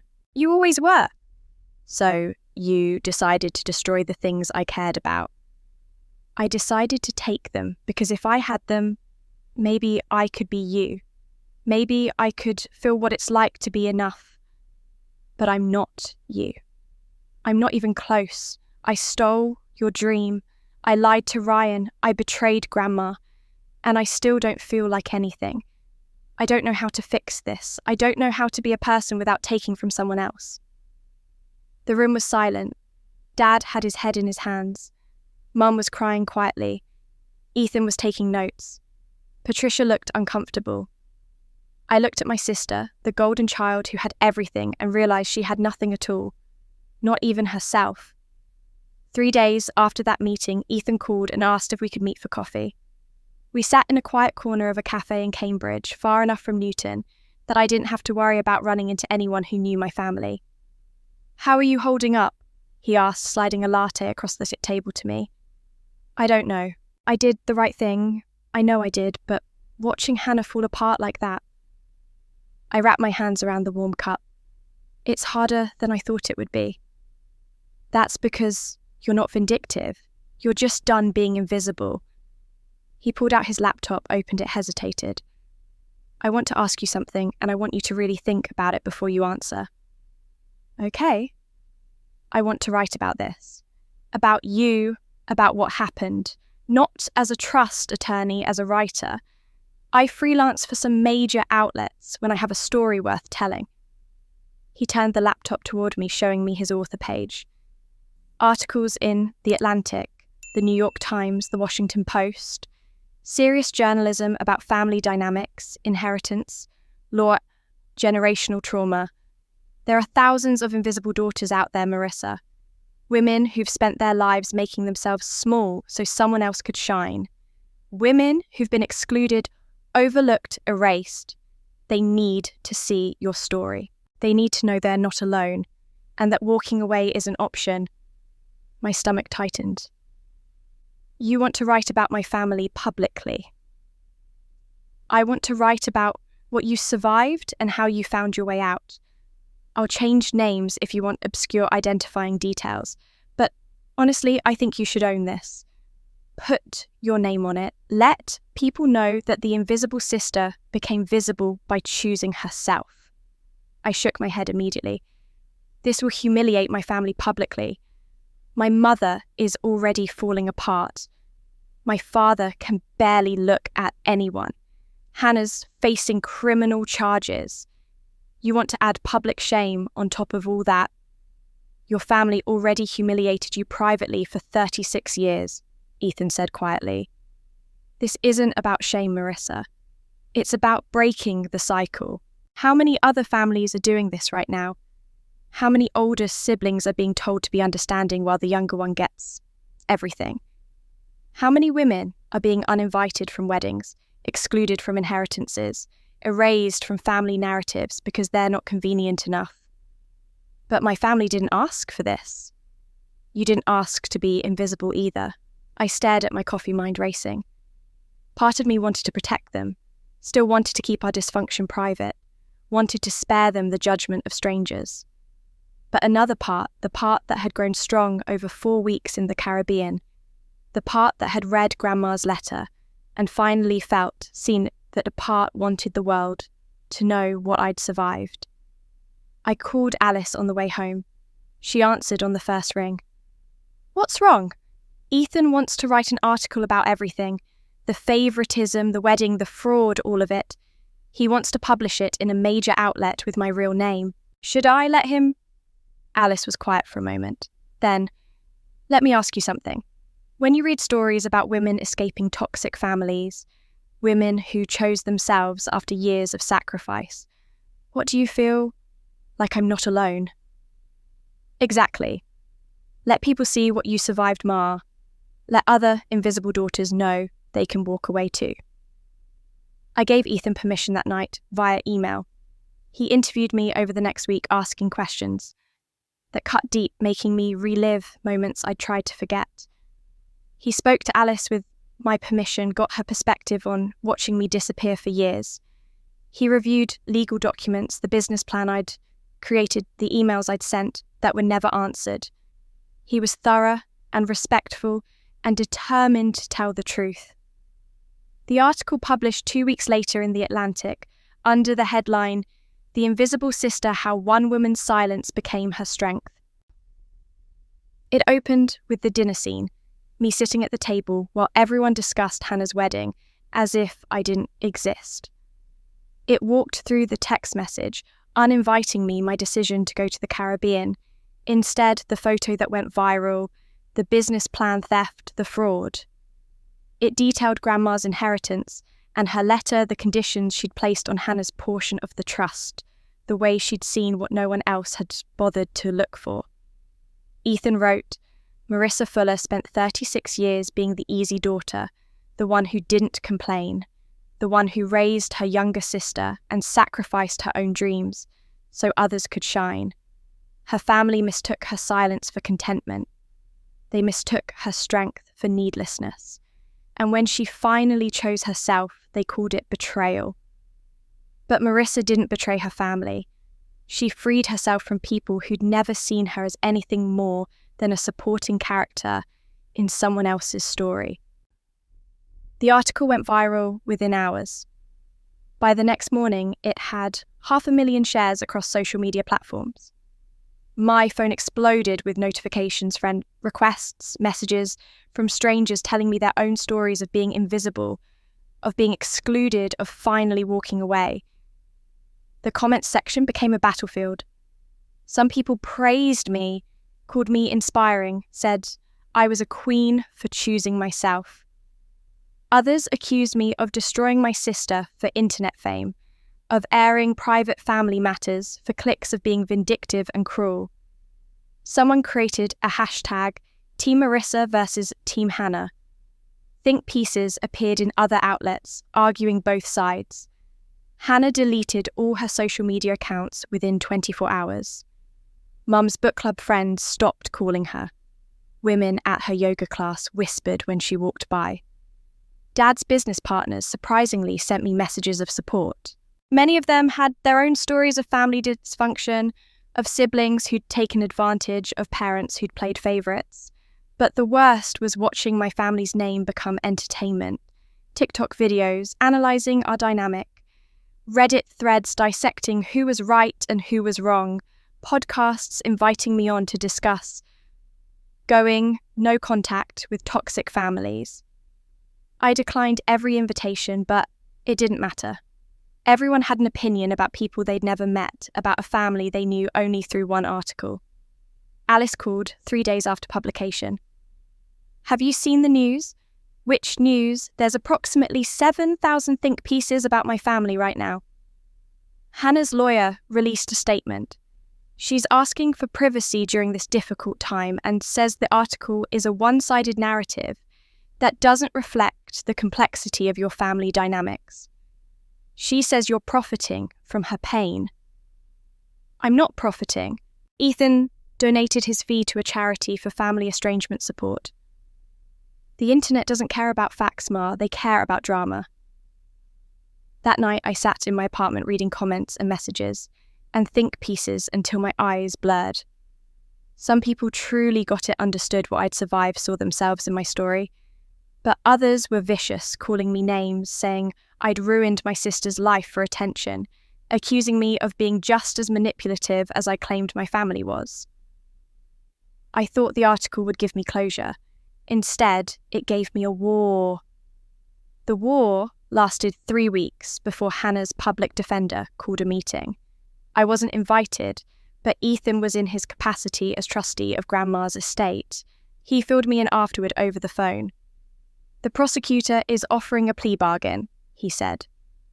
Hannah pleads guilty to forgery reduced from the original fraud charges. She gets 2 years probation, 200 hours of community service, and has to pay full restitution to the buyer. That's $150,000 total, the original $100,000 earnest money, plus $50,000 in damages and legal fees. And if she doesn't take it, they go to trial. If she's convicted on the original charges, she's looking at real prison time. Her attorney is strongly advising her to take the plea. I sat in my apartment looking out at the Boston skyline, trying to process what this meant. Prison avoided, but a felony conviction on her record, probation, community service, and a debt that would follow her for years. What happens if she can't pay the restitution? Wage garnishment, asset seizure, bankruptcy. The buyer could pursue a judgment that destroys her financially for the next decade. 2 days later, Mum called me for the first time since the article published. Her voice was small, defeated. "Your father and I can come up with $40,000. That's everything we have in savings. We've already remortgaged the house once to help with Hannah's college debt. We don't have more to give." What about Hannah? She's selling everything, her car, her jewellery, furniture, clothes. Her attorney thinks she might get $20,000 to $30,000 if she's lucky. That still leaves her $80,000 short. Ryan won't help. He won't even return her calls. Mum's voice broke. She's going to have to declare bankruptcy. At 29 years old, a felony conviction and bankruptcy. Marissa, I know I have no right to ask, but... "Don't," I said. "Don't ask me to bail her out." I wasn't going to. I just wanted you to know that she's trying. She's really trying to make this right. After we hung up, I sat with that conversation for 2 days. I thought about Grandma's letter. When Hannah is ready, help her. Not by giving her everything, but by showing her how to stand on her own. I called Ethan. "I want to make Hannah an offer. Can you set up a meeting with her attorney?" The terms were simple. I would loan Hannah $80,000 to complete the restitution payment. She would pay me back over 10 years at zero interest, $667 a month automatically deducted from her paychecks. But there were conditions. She had to complete a year-long financial counselling program. She had to maintain steady employment for the duration of the loan. And she had to write a formal apology to the buyer she'd defrauded, taking full responsibility for her actions to be delivered before the plea hearing. Hannah's attorney called me directly after reviewing the terms. "This is incredibly generous. You understand you're not legally obligated to help her at all." "I understand, but my grandmother asked me to help when Hannah was ready. The conditions will tell me if she is." Hannah signed the loan agreement without negotiation. She enrolled in the financial counseling program the same day. She sold her car and took the bus to her first session. And she wrote the apology letter. Ethan showed it to me before it was delivered. It was 2 pages, handwritten, no excuses or justifications. Just raw accountability. I stole from you because I was desperate and deluded myself into thinking I had a right to money that wasn't mine. I forged documents, lied to professionals, and violated your trust. I am grateful you are willing to accept restitution rather than pursuing further damages, though you would be justified in doing so. I am paying back every dollar, and I am working to become a person worthy of a second chance. I am deeply sorry for the harm I caused you and your family. The buyer accepted the apology and agreed to drop the civil suit once restitution was paid in full. The plea hearing was scheduled for a Thursday morning in early August. I debated whether to go, ultimately deciding I needed to see this through. I sat in the back row of the courtroom wearing sunglasses, even though we were indoors hoping not to be recognised. Hannah walked in with her public defender wearing a plain black dress, no jewellery, hair pulled back simply. She looked smaller than I'd ever seen her, like she'd physically shrunk under the weight of what she'd done. The judge reviewed the plea agreement, asked Hannah if she understood the terms if she was pleading guilty voluntarily. Hannah answered clearly, "Yes, Your Honour, I am guilty. I forged documents and defrauded someone who trusted the transaction was legitimate. I take full responsibility." The judge looked at the restitution plan, raised his eyebrows at the loan agreement from me. "This is quite a gift your sister is giving you, Ms. Fuller." "It's not a gift, Your Honour. It's a loan I'm committed to repaying, and it's more than I deserve." "I appreciate that you understand that." The judge signed the papers. 2 years, probation, 200 hours community service at an organisation to be approved by your probation officer, and full restitution paid according to this schedule. If you violate any terms of your probation or miss any loan payments, you'll be back here facing the original charges. Do you understand? "Yes, Your Honour." "Then I hope I never see you in my courtroom again." It was over in 15 minutes. 36 years of family dysfunction, 4 weeks of Caribbean escape, a viral article, and a fraud investigation, all condensed into a quarter-hour hearing where my sister pled guilty and walked out with a second chance she'd have to earn. I stayed seated as people filed out. Hannah walked down the aisle with her parents, her attorney beside her, explaining the next steps. As she passed my row, she turned and saw me. She stopped. Our parents kept walking, not noticing she'd fallen behind. Her attorney glanced back but gave her space. Hannah walked to where I was sitting. She didn't say anything. She just pulled a folded piece of paper from her purse, held it out to me, and walked away. I waited until I was in my car to unfold it. She didn't say anything. She just handed me a piece of paper and walked away. I sat in my car in the courthouse parking lot, hands trembling as I unfolded the paper. It was notebook paper, slightly crumpled, covered in Hannah's handwriting. At the top, she'd written people I hurt. The list started with the buyer whose money she'd stolen. Then Ryan, whose trust she'd violated. Mum and Dad, whose reputations she'd damaged. Ethan, whose professional integrity she'd jeopardized by association. The investors who'd pulled funding. The wedding vendors who'd lost deposits.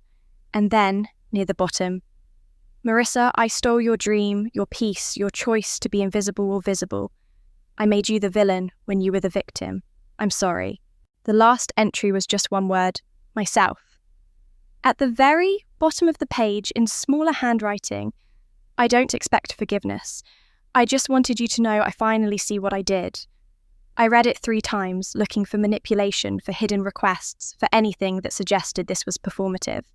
But it just felt honest. Painfully, rawly honest. 2 weeks later, I showed up for my monthly volunteer shift at New Horizons Financial Literacy, a non-profit that taught money management to women escaping poverty or abuse. I'd been volunteering there for 3 years, teaching basic budgeting workshops 1 Saturday a month. It was quiet work that felt meaningful, helping women who'd been told they were too stupid to handle money learn that they absolutely could. I was setting up my presentation materials when the coordinator, Lisa, pulled me aside. Heads up, we have a new community service volunteer starting today. She's assigned to you for the workshop. Is that okay? Sure, who is it? Hannah Fuller. My stomach dropped. Did she request this assignment? No, her probation officer assigned her here based on the nature of her crime. Financial fraud gets matched with financial literacy programs. But if you're not comfortable working with her, I can reassign her to a different volunteer. I know about the situation. Everyone read that article. I thought about saying yes, get her out of here. Keep her away from this one thing that's mine. But then I thought about Grandma's letter.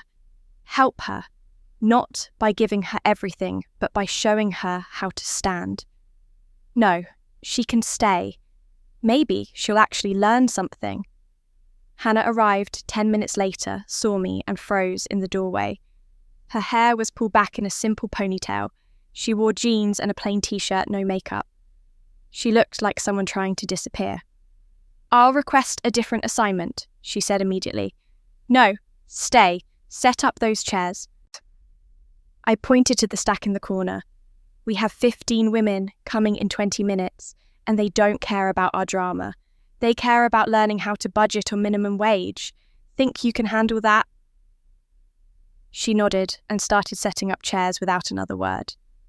The months that followed developed a strange rhythm. Hannah showed up every Saturday, did exactly what she was told, and left without trying to engage me in conversation. She took notes during my workshops. She helped women one-on-one during the practice sessions. She cleaned up afterward, stacking chairs, sweeping floors, taking out trash without being asked. I watched her from the corner of my eye, looking for signs she was faking it, waiting for her to slip back into old patterns. But she just kept showing up, taking the bus, wearing the same rotation of 5 outfits, eating packed lunches she'd brought from home. Through Lisa, I learnt Hannah had moved into a studio apartment in Alston, the kind of place college students rented because it was all they could afford. She worked at a marketing agency doing entry-level work for $18 an hour. She attended her financial counselling sessions every Tuesday. Her loan payments to me hit my account automatically on the 1st of every month, exactly $667. Mum called me in October. Have you seen your sister lately? We volunteer at the same place. I see her every month. And how is she? Showing up, working, paying her debt? Beyond that, it's not my business. When are you going to forgive her, Marissa? When she forgives herself, Mum? Maybe never. I don't know. But my forgiveness isn't what's going to save her. She has to do that herself. In November, I got an email from Ryan. Subject line, thank you. Marissa, I've been meaning to reach out for months. I wanted to thank you for telling me the truth about the business plan. If you hadn't sent me that proof, I would have married someone I didn't really know, someone who'd built our entire relationship on deception. I know this whole situation has been hell for you and your family, and I'm sorry you were put in the position of having to expose your own sister. But you saved me from making the biggest mistake of my life. If there's ever anything I can do to help you, please let me know. I wrote back, I appreciate the sentiment, but I need to be clear about something. I didn't do it for you, I did it for me. I answered your question honestly because I was tired of lying to protect people who'd never protected me. I'm glad it helped you, but that was a side effect, not the goal. I hope you find someone who deserves your trust. Take care. His response came within an hour. I understand, and I respect that. For what it's worth, you deserved better from all of them. And December brought the first real snow of the season. I arrived at New Horizons to find Hannah already there, shoveling the walkway in front of the building. She looked up when I approached, gave a small nod, went back to shoveling. You're here early, I said. Bus comes at 7:30. Workshop doesn't start until 9. Figured I'd make myself useful. We worked the whole session without speaking beyond logistics. She helped women calculate debt-to-income ratios. She explained the difference between gross and net pay to a woman who'd never seen a pay stub before. She stayed an extra hour to help someone set up a bank account online. When everyone had left and we were cleaning up, she said quietly, "Thank you for not making me leave." "I didn't do it for you." "I know. You did it because those women need consistency and you're professional enough not to let our mess interfere with their learning. But still, thank you." It was the longest conversation we'd had in 6 months. 6 months after the trial on a Tuesday in February, my phone rang from an unknown number. I almost didn't answer, tired of reporters and podcast hosts and strangers wanting to dissect my family. But something made me pick up. "Marissa," Hannah's voice uncertain. "I know you probably don't want to hear from me, but I'm not calling to ask for anything. I'm calling to tell you something. Can you spare 5 minutes?" 6 months after the trial, I got a call from an unknown number. It was Hannah, and she wasn't asking for help. "I'm opening something tomorrow," she said, her voice nervous but steady. "It's small. It's mine. And I thought you should know. I'm not asking you to come, but if you want to, I'm sending you the address." A text came through before I could respond. An address in Jamaica Plain, a neighbourhood I rarely visited. Then she added, "Grand opening is at 10 a.m, but you can come earlier if you want fewer people around. I'll be there at 7 setting up." She hung up before I could say yes or no, leaving the choice entirely to me. I lay awake most of the night debating. Part of me didn't want to go, didn't want to give Hannah the satisfaction of my presence, at whatever this was. But a bigger part was curious. What had she built? What was small and hers? I texted Alice at 6 a.m. "Hannah's opening something today. Should I go?" Her response came immediately. "You've been watching her from the sidelines for 6 months. Either commit to being in her life or commit to being out of it. Limbo isn't sustainable." I drove to Jamaica Plain at 8:30, telling myself I was just going to look, that I didn't have to go inside. The address led me to a small commercial street lined with family-owned businesses, a bodega, a dry cleaner, a cafe with mismatched chairs visible through the window.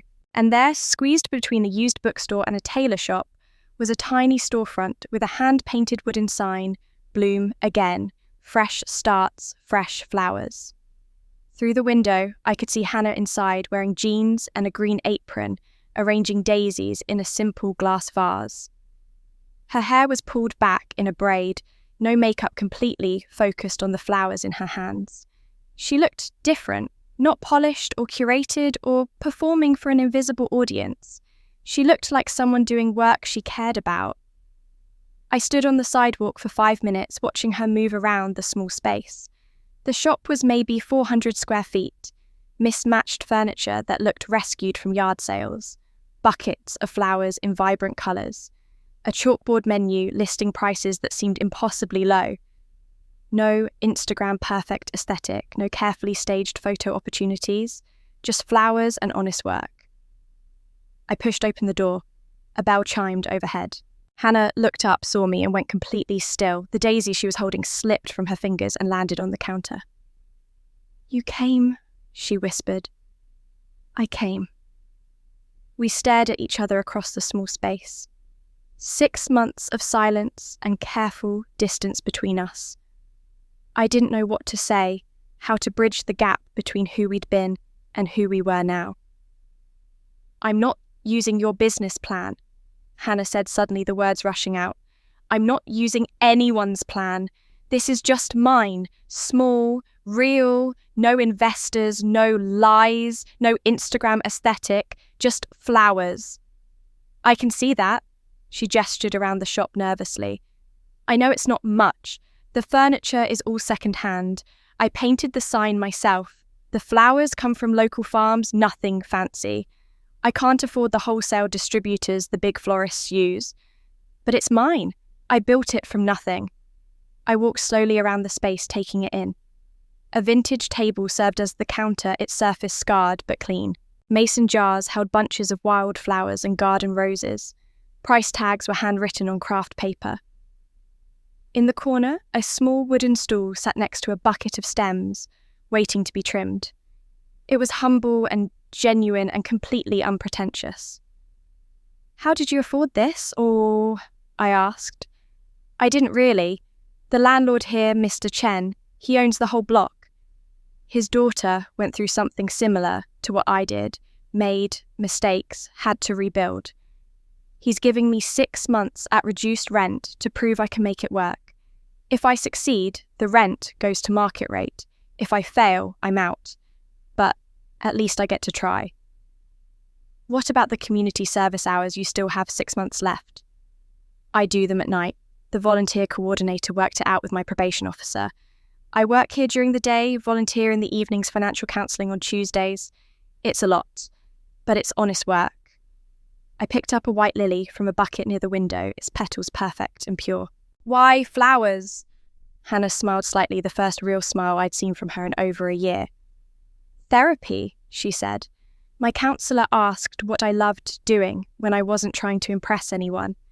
I remembered Grandma's garden, how we used to help her plant bulbs every fall, how she'd let me pick flowers for the dinner table. I was maybe 10, you were 17, and already working 2 jobs. But those Sunday mornings in Grandma's garden, that was the last time I remember feeling like myself. Not performing, not competing, just being. I remembered those mornings too. Grandma patiently teaching Hannah the names of flowers while I weeded the vegetable patch. I'd thought Hannah would forget that it was just another phase. But apparently something had stuck. Therapy taught me I spent 29 years chasing reflections, Hannah continued, of you, of Mom's expectations of what I thought success looked like. I kept trying to be something I wasn't because I didn't know who I actually was. This shop is the first thing I've built from scratch with my own hands based on what I actually care about instead of what looks good on Instagram." She paused. "It might fail, probably will, honestly. Flower shops have terrible margins, but at least it's honest. At least it's mine." I held the lily, feeling its weight, its reality. "How much? For what?" "The lily, how much does it cost?" "Marissa, it's on the house. You don't have to." "No," I said firmly. "I pay my way, and so do you now." "How much?" She swallowed hard, emotions crossing her face. $3. I pulled out my wallet, handed her 5. "Keep the change, for the register."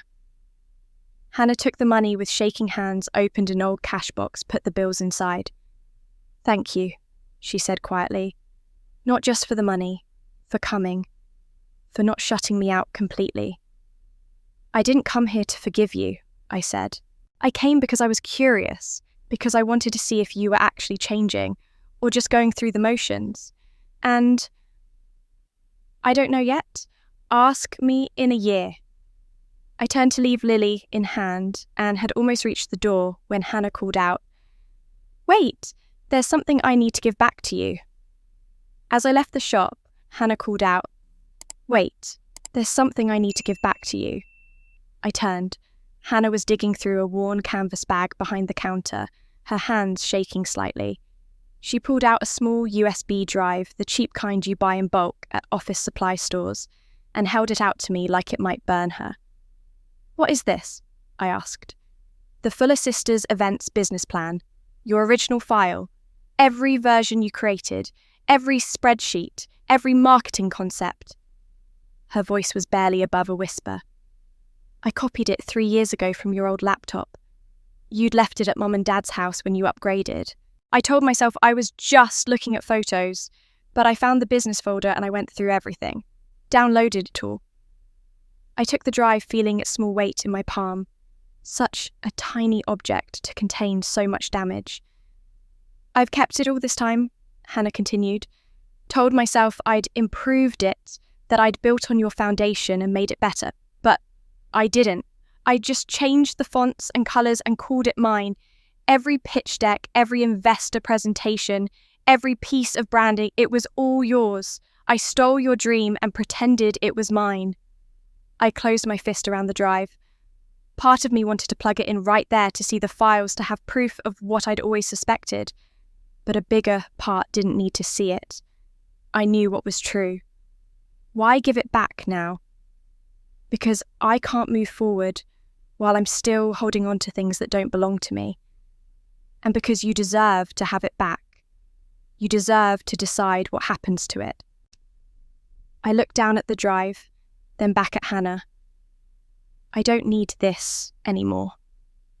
That dream was for a version of me who needed their approval, who thought if I could just build something impressive enough, Dad would finally see me. But I'm not her anymore. That person died somewhere between being uninvited to your wedding and reading Grandma's letter on a Caribbean beach. Hannah's eyes filled with tears. So what should I do with it? Delete it? All of it? We both need to let it go. You need to stop building on stolen foundations, and I need to stop mourning a dream I don't even want anymore. You don't want it? No. If I ever start a business, it'll be something completely different. Something that belongs to who I am now, not who I was trying to be for them. I handed the drive back to her. You delete it. That's your work to do, not mine. Hannah took the drive, nodded, wiped her eyes. There's a bench outside, she said. If you have a few minutes. I know you probably don't want to, but show me. We walked outside to a weathered wooden bench positioned between her shop and the bookstore next door. Someone had carved initials into the armrest. A coffee cup sat abandoned on one end. We sat, leaving careful space between us, the white lily resting in my lap. I always thought you had it easy, Hannah said after a long silence. Because nothing seemed to bother you. You never cried, never complained, never demanded attention. I thought that meant you didn't need it. I didn't realise you were just better at suffering quietly. And I thought you had it easy because everyone loved you, I said. Every room you walked into, people lit up. Mum and dad, relatives, friends, strangers. You were magnetic. I thought that meant you were happy. I didn't realise you couldn't love yourself. I still can't most days. Hannah pulled her knees to her chest, wrapping her arms around them. Therapy helps. The routine helps. Having something real to build helps. But there are still mornings I wake up and don't recognise myself without the performance, without the validation, without the external proof that I matter. That's going to take time. Do I have time with you, I mean? Or is this it? You tolerate me at the volunteer centre, you visit my shop once, out of curiosity, and then we go back to being strangers who share DNA. I thought about Grandma's letter. Help her when she's ready. I thought about the loan payments hitting my account every month. $667 exactly, never late. I thought about Hannah shoveling snow at 7 a.m, setting up chairs without being asked, living in a studio apartment, and taking the bus because she'd sold everything to pay her debts. I don't know, I said honestly. Do you think we'll ever be close, like real sisters? I want to believe we could be. Wanting and being are different things, Hannah. For 29 years, you were the golden child, and I was the safety net. We don't know how to be anything else. I don't know if I can be your sister without being your caretaker or your villain, and I don't think you know how to be my sister without competing with me or taking from me. So we're just broken. No, we're just honest, maybe for the first time. I turned to look at her. I don't know if we'll ever be close. The kind of sisters who call each other every day, who share secrets, who go on vacations together. That might be too much damage to repair. But I think we can be honest. I think we can show up for things that matter. I think we can exist in the same room without it being warfare. And maybe that's better than close. Maybe that's real. Hannah was quiet for a long time, watching people walk past on the sidewalk. A woman with a stroller, an elderly man with a newspaper, 2 teenagers laughing about something on their phones. Normal people living normal lives, unburdened by the weight of decades of family dysfunction. I'd like that, she finally said. The honest version, the real version, even if it's not close. Then that's what we'll try for. We sat there for another 20 minutes, not talking, just existing beside each other. It wasn't comfortable exactly. But it wasn't warfare either. It was something new, something we'd have to learn to navigate together. When I stood to leave, Hannah stood too. We faced each other awkwardly, neither of us sure what the protocol was for this strange new relationship we were attempting to build. "Thank you for coming," Hannah said. "Thank you for being honest." I drove home with the white lily on my passenger seat, its scent filling the car. When I got to my apartment, I put it in a simple vase on my kitchen counter, where I could see it while I made coffee in the mornings.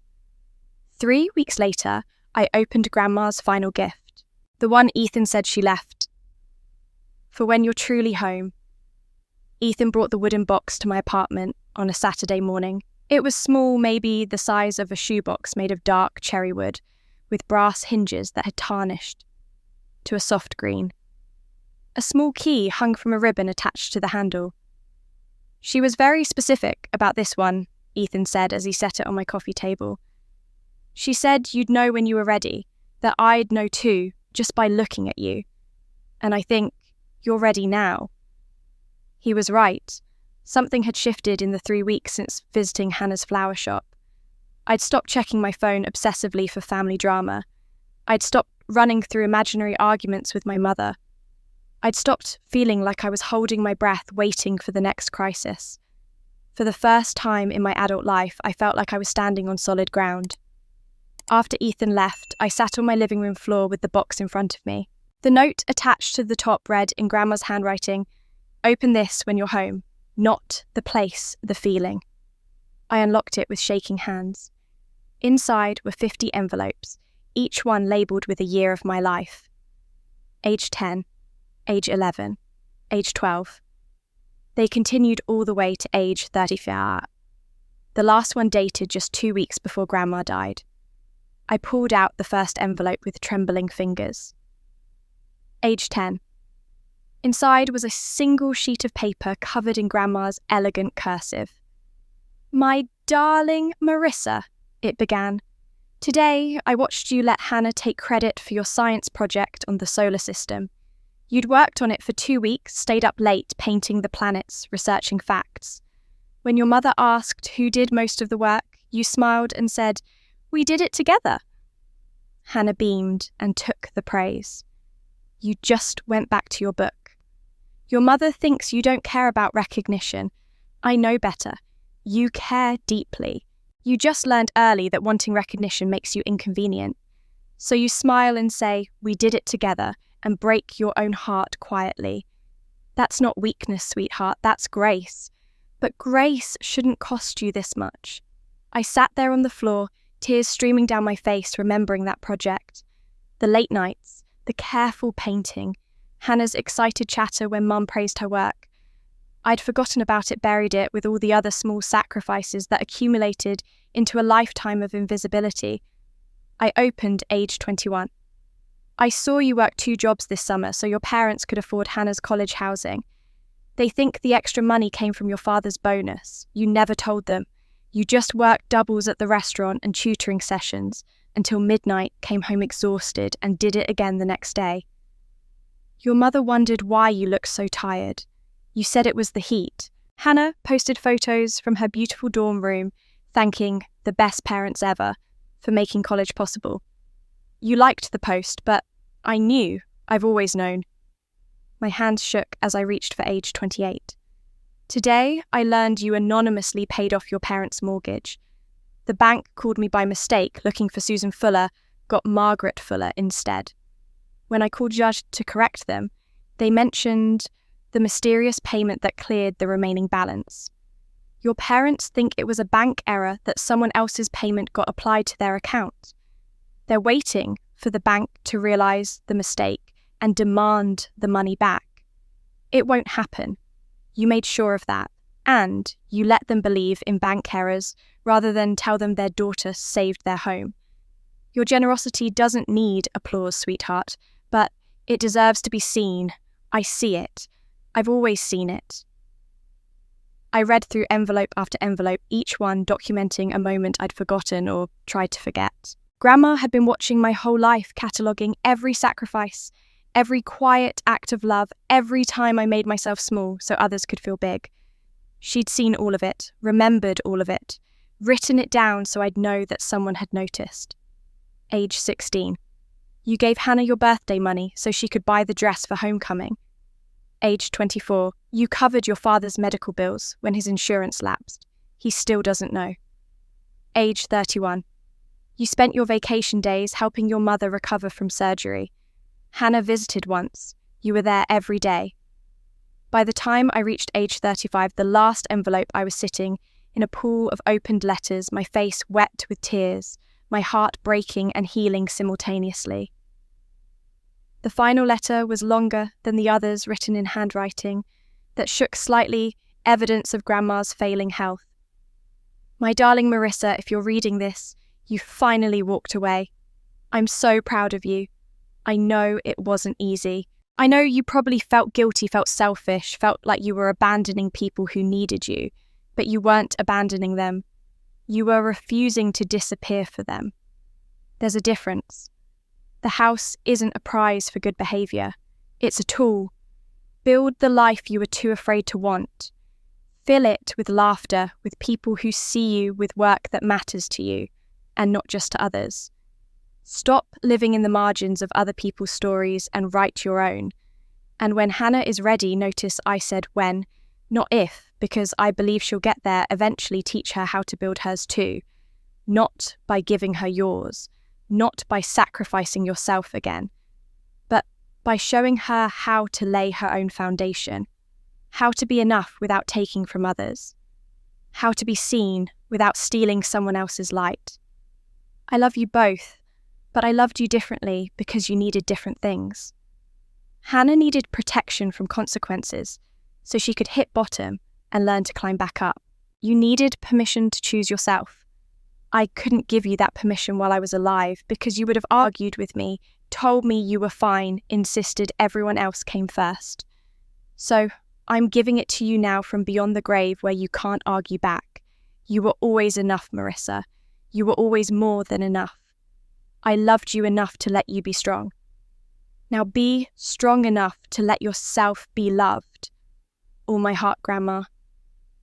I sat on my floor, surrounded by 50 letters, 25 years of invisible love documented in ink and paper, and finally understood what Grandma had done. She hadn't abandoned me to figure things out alone. She'd been there all along, watching, witnessing, remembering. And she'd left me proof that someone had seen my entire life, even the parts I tried to hide. I picked up my phone and called Shad Hannah. She answered on the second ring. Marissa, everything okay? She knew, I said, my voice breaking. Grandma knew, all of it. For 25 years she knew, and never said a word. She saw everything I did, every sacrifice, every time I disappeared myself for the family. She wrote it all down, 50 letters, one for every year of my life. Hannah was quiet for a long moment. Then softly, why didn't she tell us? Because we had to figure it out ourselves. You had to hit bottom and learn to climb back up. I had to walk away and learn to choose myself. If she'd intervened, if she'd told us what she saw, we would have performed change for her instead of actually changing. We had to do it for ourselves. Can I see them? The letters. I thought about saying no, about keeping this one thing private. But then I thought about what Grandma wrote. When Hannah is ready, teach her. Yes, come over tomorrow, bring coffee, we'll read them together. That night I made a decision that would change both our futures.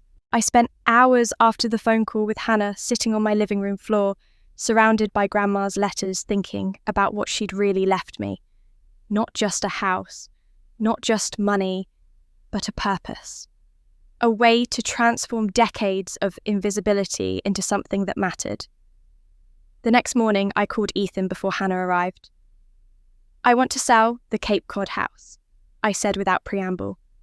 Are you sure your grandmother wanted you to have it to fill it with your own life? She wanted me to use it as a tool, and the best tool I can think of is turning it into something bigger than me. We met the following week in a conference room in downtown Boston, Ethan, and 2 financial advisors from his firm. I brought a notebook filled with ideas I'd been scribbling since reading the letters. I want to create a foundation, I told them. Scholarships for women who've been overlooked in their families. Women who were told to be quiet, to not take up space, to sacrifice their dreams so someone else could shine. I want to call them what they are, invisible daughters. One of the advisors, a woman named Patricia, leaned forward with interest. What kind of scholarships, education, business? Both, all of it. Women returning to school after years of being told they weren't smart enough. Women starting businesses after being told to stick to what they know. Women escaping family situations where they were never allowed to be anything but supporting characters. Ages 25 to 40, the years when you're supposed to be building a life but might still be trapped in family patterns. Ethan pulled up a calculator.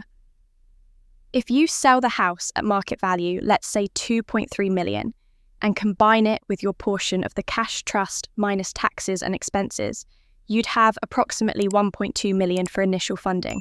That could support 10 to 12 scholarships of $10,000 each per year indefinitely if we invest conservatively. That's exactly what I want. We spent 3 hours mapping out the structure, the fuller foundation for invisible daughters, scholarships awarded annually to 10 women, application requirements, essay financial need, documentation, proof of family dynamics that suppressed their potential. The essay question I insisted on: describe a time you made yourself small to make someone else comfortable. How will this scholarship help you take up space?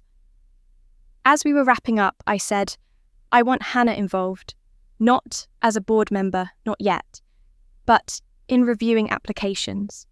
She has a unique perspective on what it means to be seen for the wrong reasons. Patricia looked skeptical. Given the public nature of the fraud case, that's exactly why she should be involved. She knows what it's like to perform instead of being real.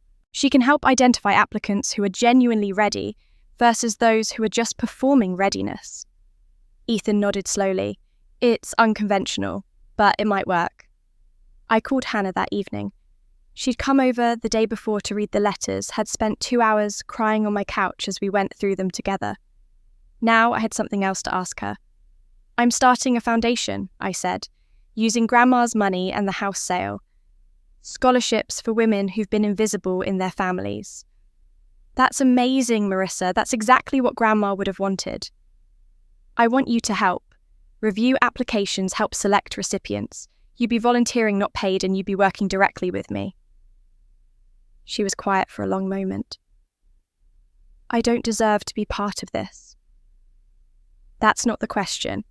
The question is whether you can do it well. I don't know if I can. Looking at these applications, reading about women who've been overlooked, I'll see myself, the person who did the overlooking. I'll see Mum, Dad, everyone who made you invisible while spotlighting me. Exactly. You know what it looks like from both sides. You know what performance looks like versus real change. Maybe you can help identify the women who are actually ready, not just the ones who write beautiful essays. You really want to work with me after everything. I want to work with the version of you that showed up 6 months ago and hasn't left. The one who takes the bus and pays her debts and sells flowers honestly. If that person can show up for this, then yes. But you're not doing it for redemption, Hannah. You're doing it because it's right. Because these women deserve someone who understands both sides of the family dysfunction coin. Okay, she said. I'll do it. When do we start? The foundation launched quietly in January. We didn't do a big press release, didn't want it to become another internet spectacle about our family. Just a simple website, an application portal, and word of mouth through women's organisations and family counselling networks. Applications flooded in, 247 in the first month alone. Hannah and I sat in my apartment every Thursday evening, reading through them together, tissues always nearby. There was the woman who'd worked 2 jobs to put her brother through medical school, while her parents said she was too emotional for college. The woman who'd been told to drop out of engineering school when she got pregnant at 23 because someone needs to raise that baby. The woman who'd given up a scholarship to stay home with her father after her mother died while her younger siblings went to college and never came home to help. Every story was different. Every story was the same. We selected 10 recipients for the first year. The hardest part was only choosing 10 when 200 deserved it. One essay in particular broke me.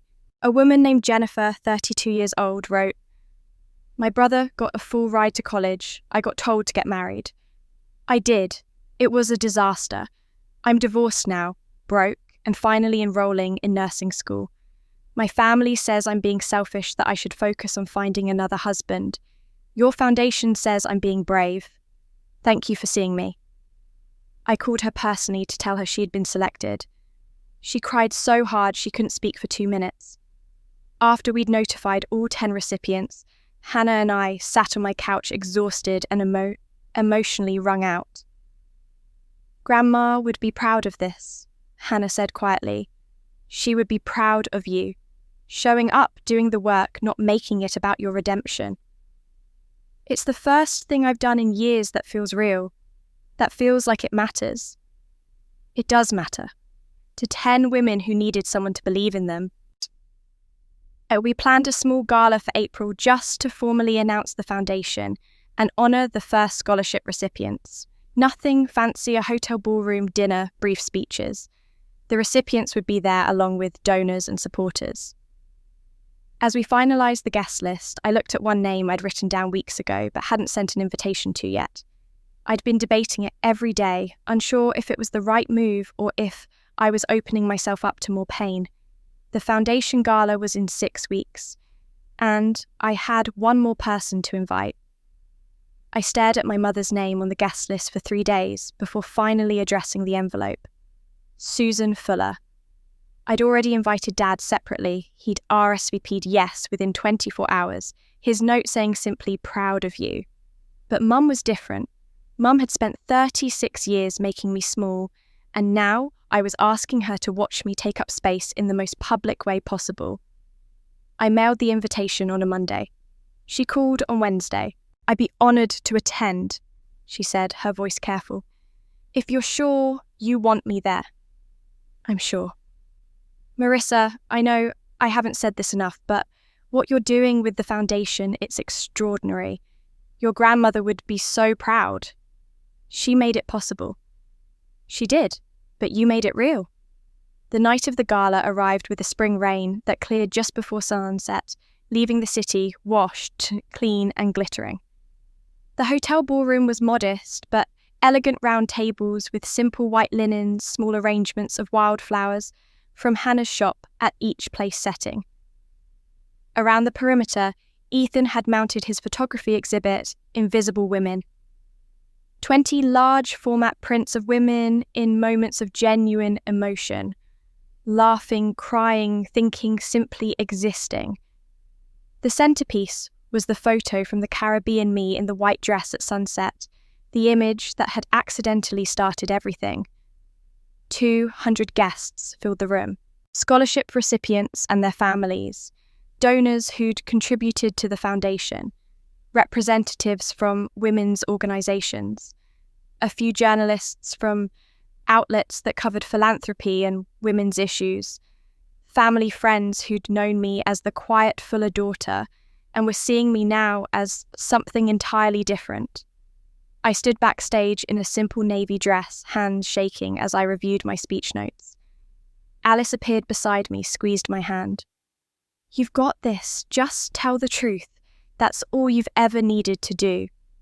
"What if I cry?" "Then you cry. These people aren't here to see you be perfect. They're here to see you be real." The MC introduced me, and I walked onto the small stage to applause that felt surreal.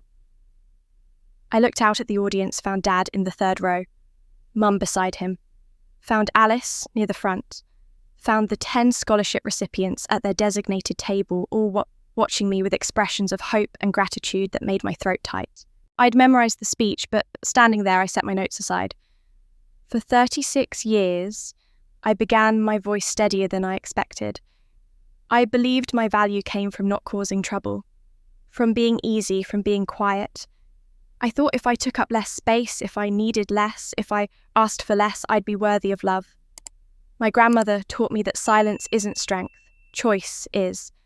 I chose to walk away from people who couldn't see me, and in that space, in that silence I created for myself, I finally found myself. The applause started, but I raised my hand gently to continue. I don't tell you this for sympathy. I tell you because every woman in this room has made herself small at some point. Every woman here has smiled when she wanted to scream, has said, "It's fine," or sign, when it wasn't, has let someone else take credit or space or opportunity, because that's what good daughters, good sisters, good women are supposed to do. I saw heads nodding throughout the audience. This foundation exists because my grandmother left me a choice. She left me money and property and told me to build something that mattered. She also left me 50 letters documenting every time I disappeared myself from my family. She saw me when no one else did, and now we're going to see other women the same way. I paused, scanning the back of the room, and there she was.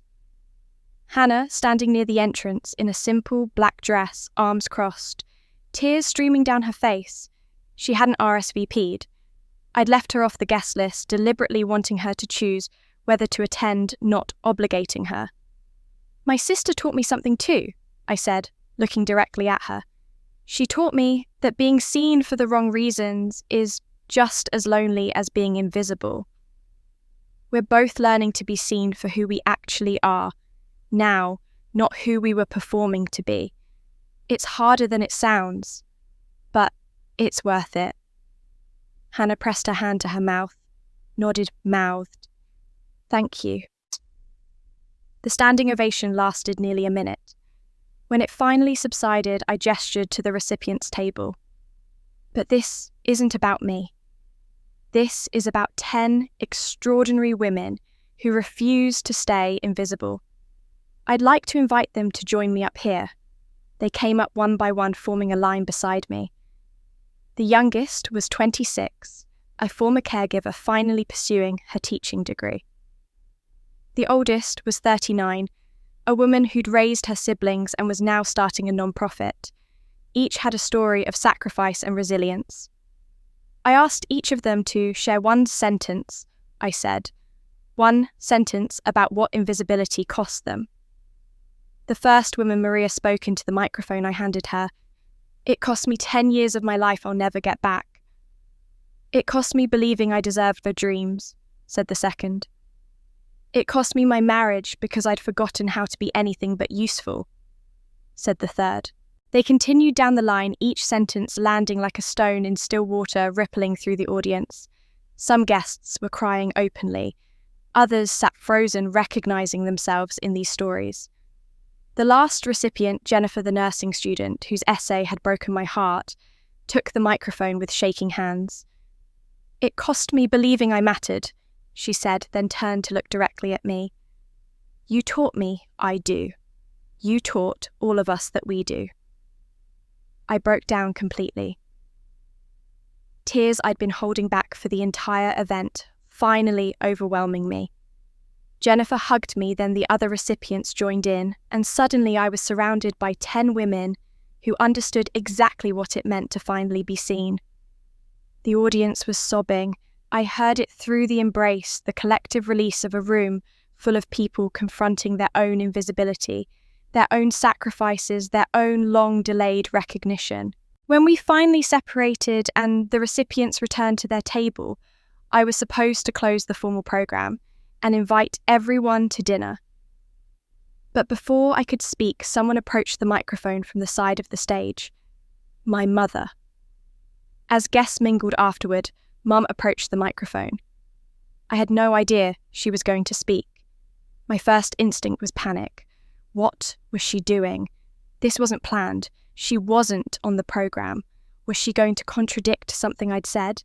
Defend herself? Turn my moment into hers? I started to step toward her, to intercept, but Alice caught my eye from the audience and shook her head slightly. "Let her speak." Mum reached the microphone, her hands trembling as she adjusted it to her height. She wore a dove grey dress I'd never seen before, simple and understated. Her face was makeup smudged from crying during the speeches.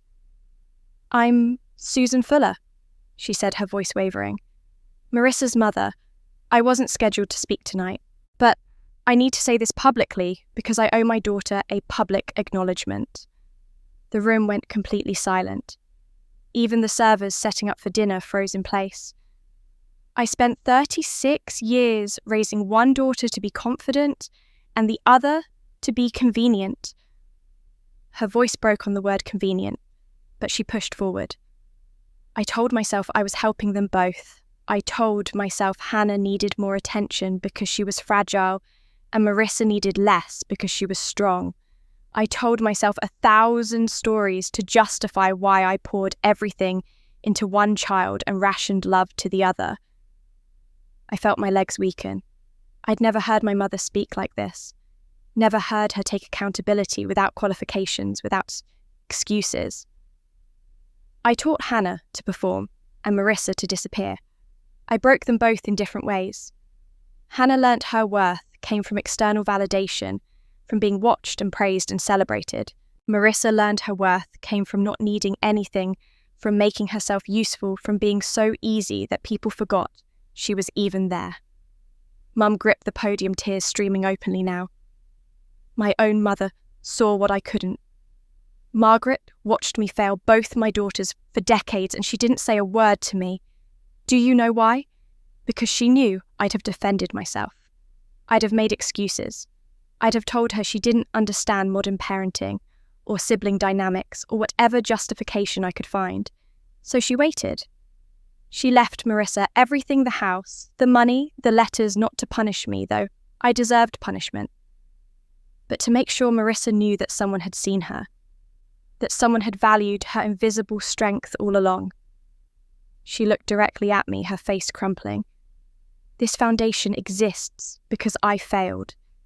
This exists because my daughter had to walk away from her entire family to finally find herself. And I'm grateful.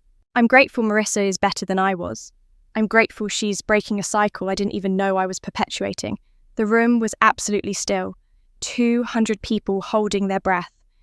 You didn't need me to be proud of you, Marissa, Mom said, her voice barely above a whisper now. You needed me to see you, not as the easy daughter, not as Hannah's sister, not as the one who didn't require maintenance, just as you, as Marissa, as my daughter who deserved to be loved loudly instead of quietly taken for granted. I'm sorry it took losing you for me to open my eyes. I'm sorry it took 36 years. She reached out her hand toward me. I stood frozen for a long moment, decades of hurt and hope warring inside me. This was what I'd wanted my entire life. Public acknowledgement, validation. My mother finally seeing me and saying so out loud in front of witnesses who could confirm it had happened. But it was also terrifying, because if I walked toward her, if I took her hand, I was accepting vulnerability. I was admitting I still wanted my mother's love even after everything. I was risking being disappointed again. Alice's voice echoed in my head. Either commit to being in her life or commit to being out of it. Limbo isn't sustainable. I walked across the stage and took my mother's hand. She pulled me into an embrace that was awkward and tight and imperfect. We were both crying, both shaking. It wasn't a fairy tale reconciliation. It was two broken people trying to figure out how to hold each other after years of not knowing how. I see you, Mum whispered into my hair. I see you now, and I'm so sorry it took this long. I heard movement and looked up to see Dad climbing onto the stage, his face wet with tears. He'd been sitting in that audience crying through the whole thing. This man who never showed emotion, who'd told me not to make my sister's wedding about me, who'd dismissed my business plan without even reading it. He wrapped his arms around both of us without a word.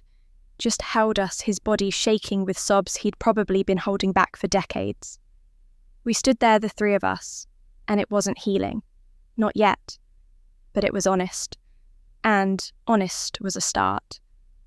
Then I saw Hannah moving through the crowd toward the stage. She was carrying something, a bouquet of white lilies from her shop, wrapped simply in brown paper. She climbed the stairs, approached us slowly. The room watched everyone, understanding this was a private moment happening in public space. Everyone holding reverent silence. Hannah didn't take the microphone. She just handed me the lilies and leaned close enough to whisper, "I see you now." I whispered back, "I see you too." She joined the embrace, and suddenly we were all there. The four Fuller family members who'd spent decades orbiting each other in dysfunctional patterns finally standing together in something resembling honest connection. It wasn't perfect. Mum and I would need years of real conversations to rebuild trust. Dad would need to learn how to show up instead of checking out. Hannah and I would need to keep choosing honesty over performance. We'd all stumble. We'd all disappoint each other again. That was inevitable. But for now, on this stage in front of 200 witnesses and 10 scholarship recipients who understood exactly what it meant to finally be seen, we were trying. And trying was more than we'd ever done before. I felt the flash of a camera, heard the click of a shutter. Ethan capturing the moment. Later, he'd tell me it was one of the most powerful photographs he'd ever taken for people learning how to be a family for the first time. The audience began to applaud tentatively at first, then building to something overwhelming. Not applause for a performance, but recognition of something real and raw and difficult happening in front of them. We stood there together, accepting the witness of strangers to our imperfect healing, until the MC gently suggested we let people proceed to dinner. As we left the stage, Alice grabbed my arm and whispered, "That was real. All of it. Don't let yourself minimize it tomorrow when the doubt creeps in." I nodded, clutching the white lilies surrounded by my family, who'd finally learned to see me. The photographer captured that moment. It would become the last photo in Grandma's memorial album. But, for me, it was the first photo of our new beginning. 1 year later, I stood on the porch of Grandma's Cape Cod house, watching the sun set over the water. I decided not to sell it after all. The foundation was thriving, with other funding sources, and this house, this place where I'd spent childhood summers feeling seen by the one person who mattered, deserved to stay in the family. Our family. The new version we were building.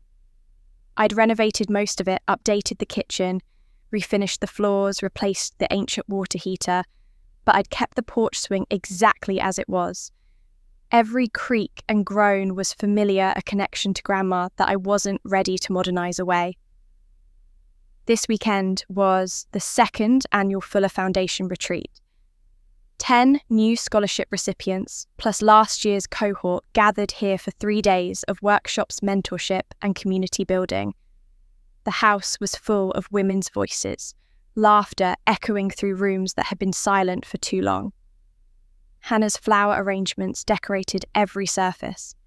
Simple wildflower bouquets in mason jars, nothing fancy, but they brought life and colour to every room.